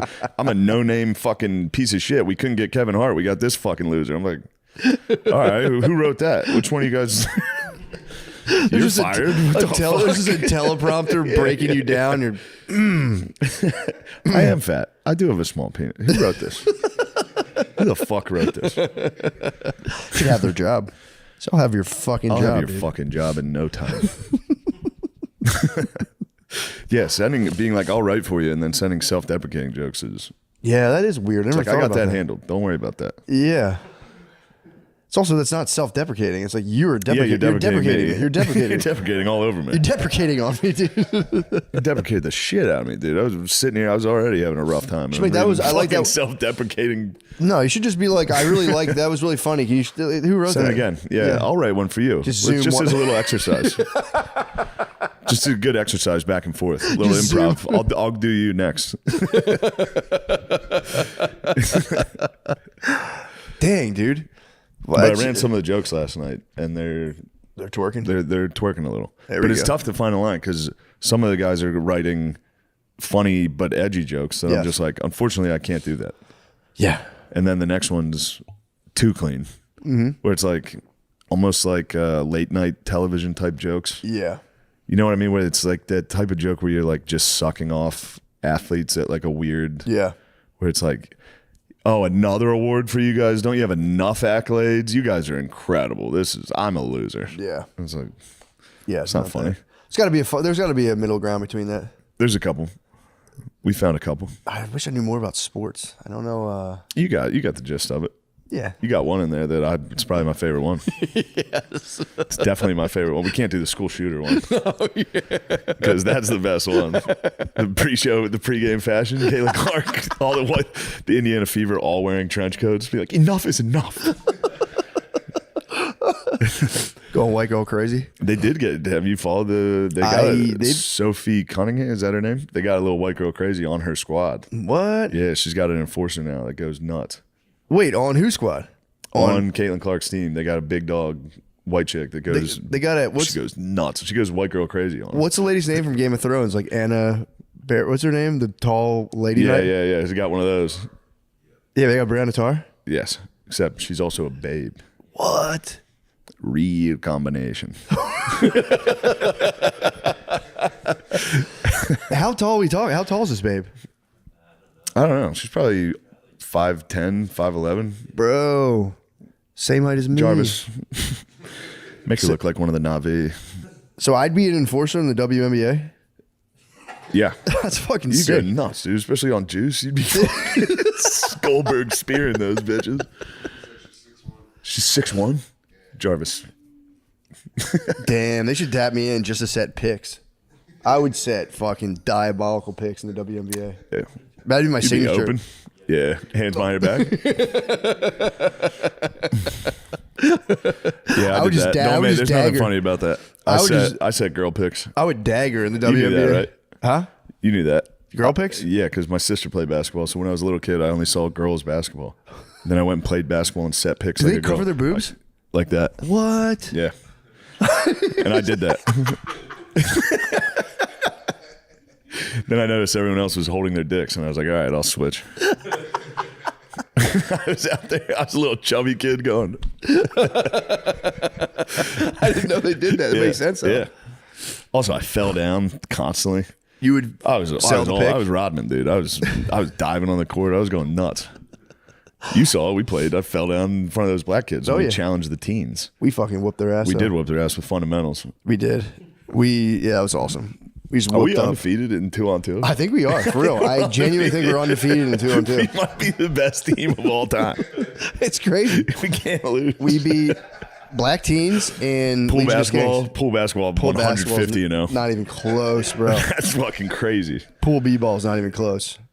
Yeah, we beat black teens, Legion of Skanks. Who else is there? That's Puerto it. Ricans, blacks, Jews. We beat them all. We really are fucking American History X. Yeah, fuck. We are for real, I think, undefeated. It's kind of sick. Yeah. Hang the jerseys, dude. It's time to, just hang them up. Just hang them, bro. It's time to be done anyway. We should take any challengers, any girls. Any girls out there. You know, age cutoff for sure. Although, yeah. You gotta watch like If college. a girl could play basketball, she'd fucking destroy me. College, you have to watch out for that. Although I feel like you could back them down, right? Yeah. You could back them down, but if they're tall, they could swat you. That'd be a problem. That'd be so embarrassing. One swat, I'd fucking spaz, dude. Yeah. I've been doing the sled at the gym, and like it's outside, and there's just people all around, and there's like it's kind of unlevel. It's very unlevel, but like so you go downhill, that's not bad, but the uphill is like you might stall. Yeah. And there's just people sitting around, and I was there with Brittany, and I was like, bro, if I fucking stall, I'll for real kill myself if I can't get it. Do you pull it backwards then? No, I get it where down. it's hard. That is hard. I get it down, but then I go to the other side. But you have to get push from gotta like pull it backwards. Walk backwards and hold it like that. It's so hard. that is hard. No, it destroys you. That'll- Pushing it's easy.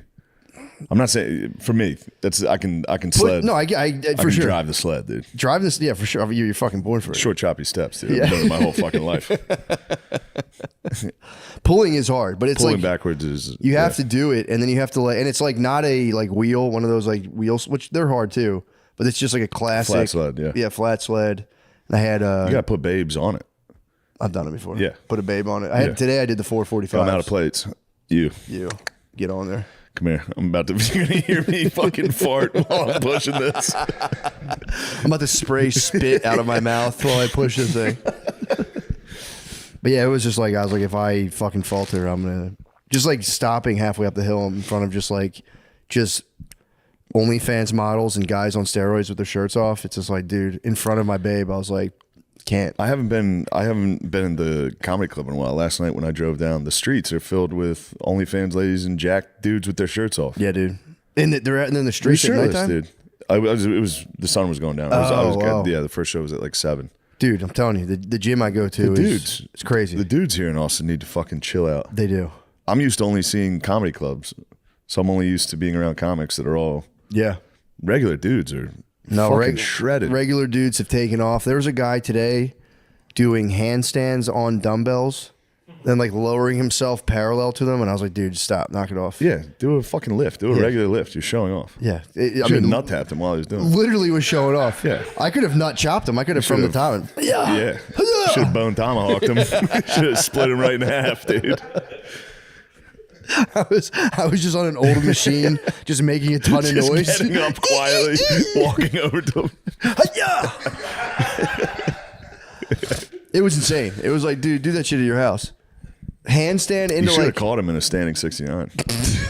You should have walked over and wrapped his ass up. You say, "You're mine now. I'm taking you home. Coming with me." he would have fucking completely spazzed. Yeah, you would have got beat up by like 10 jacked hot guys. For sure. I would have had a couple You'd hot have died ladies smiling. Just push. They would have pushed my broken body out on the sled. Just, take you to my car. Yeah, there's and the women are also wearing nothing walking around here. Yeah, I've said it before. Women are evolving before our eyes. They're becoming like synthetic. Yeah. Like it's you see them and you're like, dude, you're 25. You've completely rearranged your face already. Like, fucking wait till you're 50 and beat as fuck. Why are you Face off.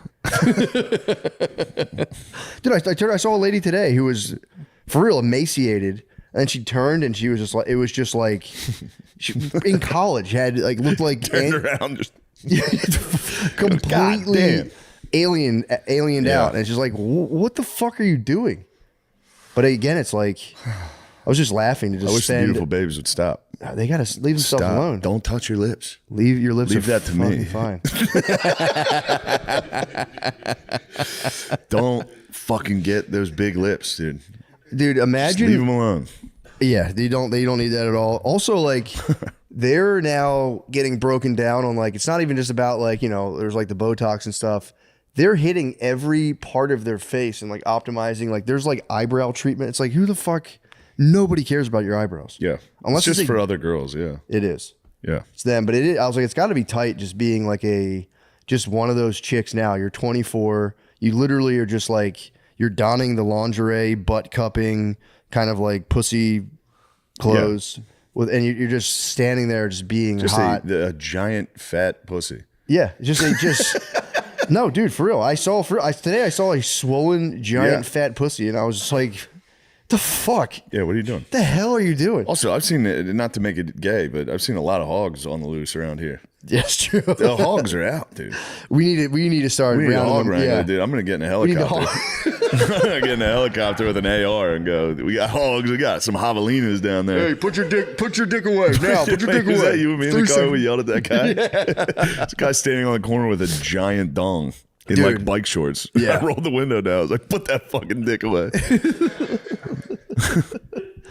Yeah, dudes need to chill with that. Let the girls do their thing. Don't throw your hat in the fucking ring. Be like, oh, I have a giant dick. Maybe I'll stick it out. And it's like, no, man. Yeah. I was rocking angry Tinas today. I was trying. Like, there was nothing I could do about it. But angry Tinas is going to be respected again soon. I think it will. It's going to be like a girl without lip fillers. Everybody's walking around with a giant dong, dude.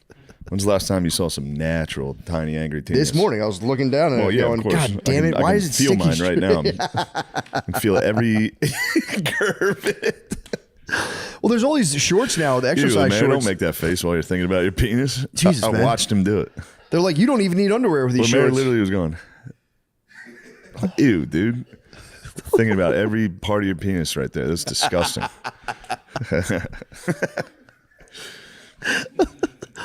They make shorts that are like, we have like inner lining. You don't even need boxers. I'm like, sweet. Then I wear them. I'm like, dude, my They're fucking terrible. tiny penis is sticking out. Yeah, they're the I worst need shorts boxers. ever. Yeah. Well, I'm always like, nice. So you get like netting. It's terrible. It's not netting. It's like just like it does feel like it's like an inner Oh lining. yeah, I have the yeah. They're cool. like compression shorts. Yeah, sort of. Yeah. But these are like, they're not that tight. So I'm just like, dude, looks like I'm free balling and my tiny penis is sticking out while I'm doing bridges. You can't do bridges. And like between every exercise, the curse I of every stand up man. and I'm like, Yeah. The worst Settles is when right you're back. starting to do it like you're doing fucking like deadlifts. Yep. Get me every time. The bar is literally presses my penis. My penis perches on the bar on every deadlift. it's like a bird on a telephone wire. And the trainer's like, all right, 10 more reps. You're like, fuck, dude, my dick's out. On rep 1, I saw my penis. I got to put the bar down. We got to change workouts. You need the hex bar, the bar where you stand in the middle. That's cheat. Yeah, man. That's for cheaters, dude. If you want to build the basics, If you want to get fucking massive numbers, hit the hex bar, be like, just deadlift 450. It's like, no, you didn't, dude. I know. The bridges, they serve no purpose other than to show everyone your penis. Yeah. It's You just can't do 'em. It's a fucking problem. Yeah.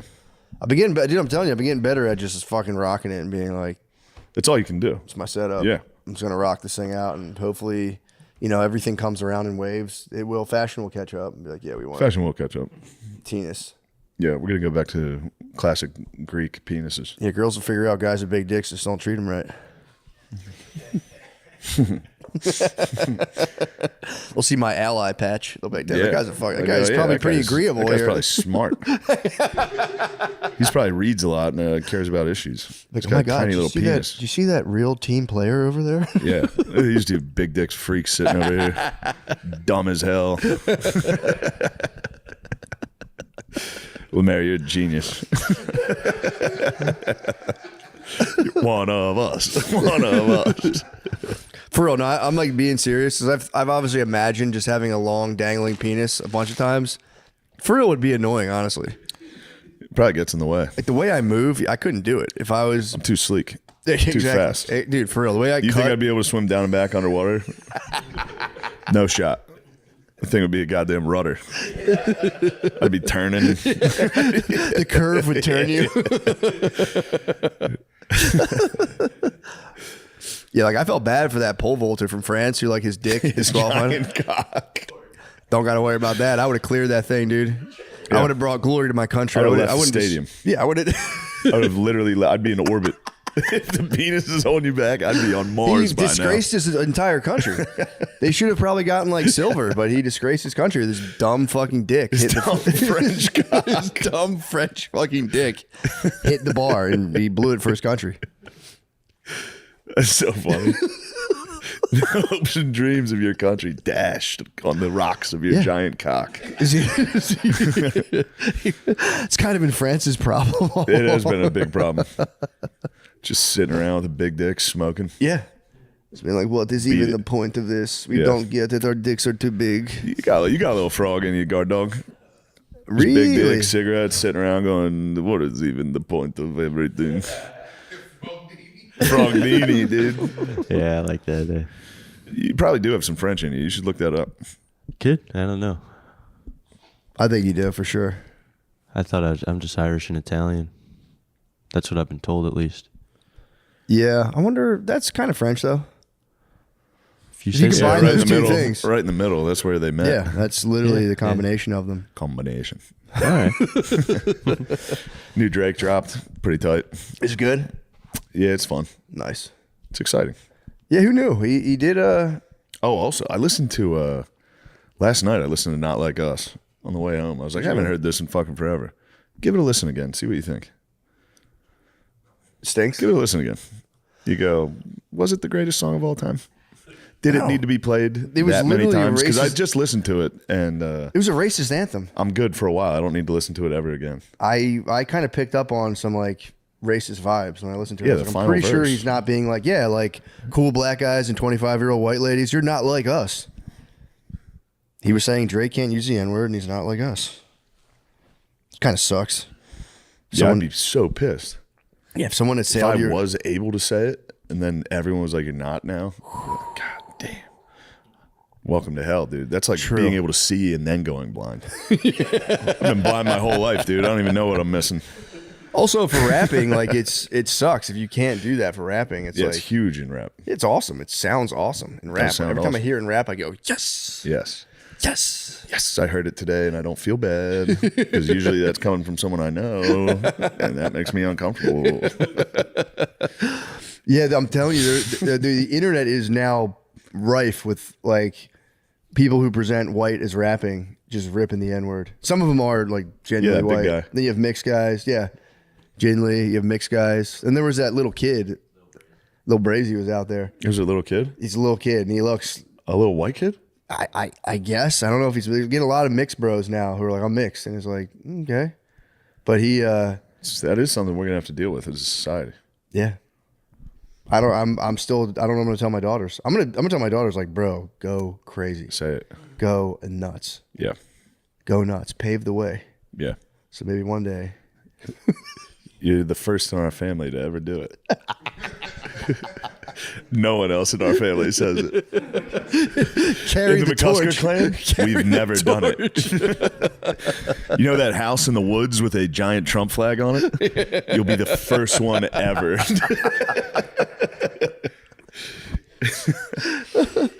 My dad and his brothers ran a totally PC trash yard in the early trash yard in 90s. Philly. You know that compound in the woods with about 50 fucking giant retarded white guys? No one's ever said this. I think that's how all their machines start up. They're voice activated. They got like breathalyzers. Every trash truck in Philly. It's like, you gotta say it. We want to make sure you're driving well. I told you I used to listen to CB radio, dude. It was all the hits. I was little Nothing but when the I was a hits. little boy. Another big block of rock coming right at you. Nothing but the hits. I was a little boy listening to Trash Truck CB radio, driving around with my dad, and just being like, "What the fuck?" True. You guys got to get the trash Yeah. fixed in Philly. It's that fucking city bullshit, bro. We did dumpsters, man. That's like the trash routes. But yeah, I would We're I gonna would have to call scab. Billy out of retirement. True, he should go scab. No more sitting around podcasting, Billy. It's time Yeah. to start working again. Fire up the lugger can. Yeah, are they still on strike in Philly? they're going to get their way. You can't. If trash strikes, Yeah, you're trash. What are they doing? They need to be demanding so much more at all times. Yeah, they don't. They get like. They don't get paid a ton. They get like you can hold it down, but you're not like bossing out. They do get overtime, which is sweet. There's one in Massachusetts too. Really, little Boston trash party. Hell yeah. That reminds me, I was getting fired up last night. On what? Came home, had a couple beers at the club, came home, tossed on Revolutionary War docs on YouTube. So nice. That's awesome. So nice. And then it was the beginning of it was Lexington and Concord, the shot heard around the world. They still don't know who fired, the British or the Patriots. Oh, really? Last night I was sitting there. Patriots. Fucking British obviously fired first. You think they fired first? Fucking pieces of shit. Definitely. They've always fired first. It was scum. Obviously they fired first. It was so obvious that I was sitting there like, how come I never, with any conviction, knew this? Normally I'm like, yeah, no one knows who fired. It was obviously them. Yeah. True. That's a fair point. But don't you think they'd be more like kind of like, hold, gentlemen? That's what they were doing at the Boston massacres. They'd already done this. Oh, They really? fired into civilians. Oh, fuck. All right. Yeah. Yeah. I mean, wasn't that the move back then in the monarchies? To be like, all right, well, fucking we try to Yeah. reason with you guys. We're just Yeah. going to rain down upon you guys and get the fuck out of here. That's what Napoleon did. Yeah. He got the mob. He was like, I'll take care of the mob. Yeah, no like, problem. what are you going to do? He's like, I'm going to fire cannons directly into all of them and they're going to go home. And they go, you did it. You saved Paris. And he was all right. But yeah, you got to get on the Revolutionary War because it's going to be big soon. Rev There's War's going to be a sick. new, that Ken Burns coming out. Mm-hmm. You got to get ahead of it. He's doing Rev War. He's doing a Rev War doc. That's sick. It's going to be awesome. Spud Dog was, He was Yeah, there. yeah. Yeah, he was handling Cam. that's, you guys are going to like it. You're going to like the Revolutionary War. I've When you look always been into a fan. it, you're going to like it. It's cooler than you think. Now, I've always been inclined to be a Civil War man. You know, I went to Revolutionary War camp, bro. I went to Williamsburg. Did you ever reenact the battles? We didn't reenact the battles. We had to march with a stick like we were soldiers. Did you really? That's kind of sick. We got Yeah. we got wooden guns and we got to run around through like the Brandywine and reenact the That's battle. awesome. But it would be like laser tag rules. It'd be like, I got you. You'd be like, nah, dude, you missed me. He'd be like, pop, pop, Damn, pop. that's awesome. It was tight. These little wooden guns we had to reenact it on. That's where I learned. I've said this 1,000 times, but they used to pee on wounds to heal them. So pretty tight. I stick to it to this day. Whenever I pee in the shower, I think Brittany- Brandywine was a pretty big L for us. I could be wrong. I didn't pay attention to that part. It was a Revolutionary Yeah, it was War a big camp. L. Was it really? I think we took some L's out there. That sucks. Yeah. Look that up, Lemaire. Yeah, let's. We won the Battle of Brandywine. What were the I think, cat? I think They Marquis didn't have de like. Lafayette was there. Yeah, it's the bro. Hamilton? Yeah. Fuck. I didn't know I lived on losing I think grounds. Marquis de Lafayette got hit there. Did he? He got wounded there. I don't know why I assumed I was on winning territory every time I was at the Brandywine. I mean, we it was definitely Philly, won. dude. Obviously, eventually we won. What? True. Lafayette got wounded? Dang, Yeah. right in Brandywine? Yeah. It was right by my house when we were living in Westchester. I would just, Really? yeah, there was a couple battlefields right there. That's it was tight. great. Went down to fucking Valley Forge, walked around. It was great. That's fucking Go sick. into the house. They're like, this is where Washington lived. You're like, Fuck yeah. this is crazy. The place you brought us to, that battlefield was awesome. Antietam? Yeah, that was very sick. Antietam's awesome. Gettysburg's awesome. We got to get back. We gotta get back There's to nothing down here. The fucking South sucks. I know. I don't have any history Alamo. other than fucking Indian massacres. Yeah. A lot of those. A lot of those. Got a lot of those. You go, well, this isn't fun. My Yeah, the guys were Alamo? doing the Alamo's sick. Yeah, that was I've cool. been there. That's cool. Was Davy Crockett really at the Alamo? I think so. Sick. Tight. Yeah. Daniel Boone's also fucking tight. Daniel Boone does rule. That guy fucking rules. Yeah, but it sucks. I guess if you looked into it, those guys did. I guess New Orleans would be fun to go to the Battle of New Orleans. Yeah, Andrew that was Jackson. key. That'd be sick. True, that was key. You ever look into that? That's fun. We beat the fuck out of the British. Yeah. Everyone tries to act like U.S. lost the War of 1812, dude. We fucking went nuts on them. Yeah, who the fuck's talking shit like Well, they that? burnt down the White House. So that was a pretty big win. Cares? Yeah, fuck it. We don't even like it. Wasn't it? Was it that one was in Philadelphia? No, it was in Washington. Okay. Oh fuck, that sucks. Yeah. This is Canadians, dude. The British Canadians They marched burned right down the down. fucking White Burnt House? down our fucking shit. The fuck? Yeah. Is Canada Dumbasses. chilled out yet, or are they still spazzing? Are they still crying? Yeah, I don't know. They finally got some attention, dude. They were so excited. They were so excited. They have a new president, right? Yeah. Okay. Well, yeah, good for them. Good for them. All right. Well, Well, motherfucking hour. see you later on the Patreon. Bye.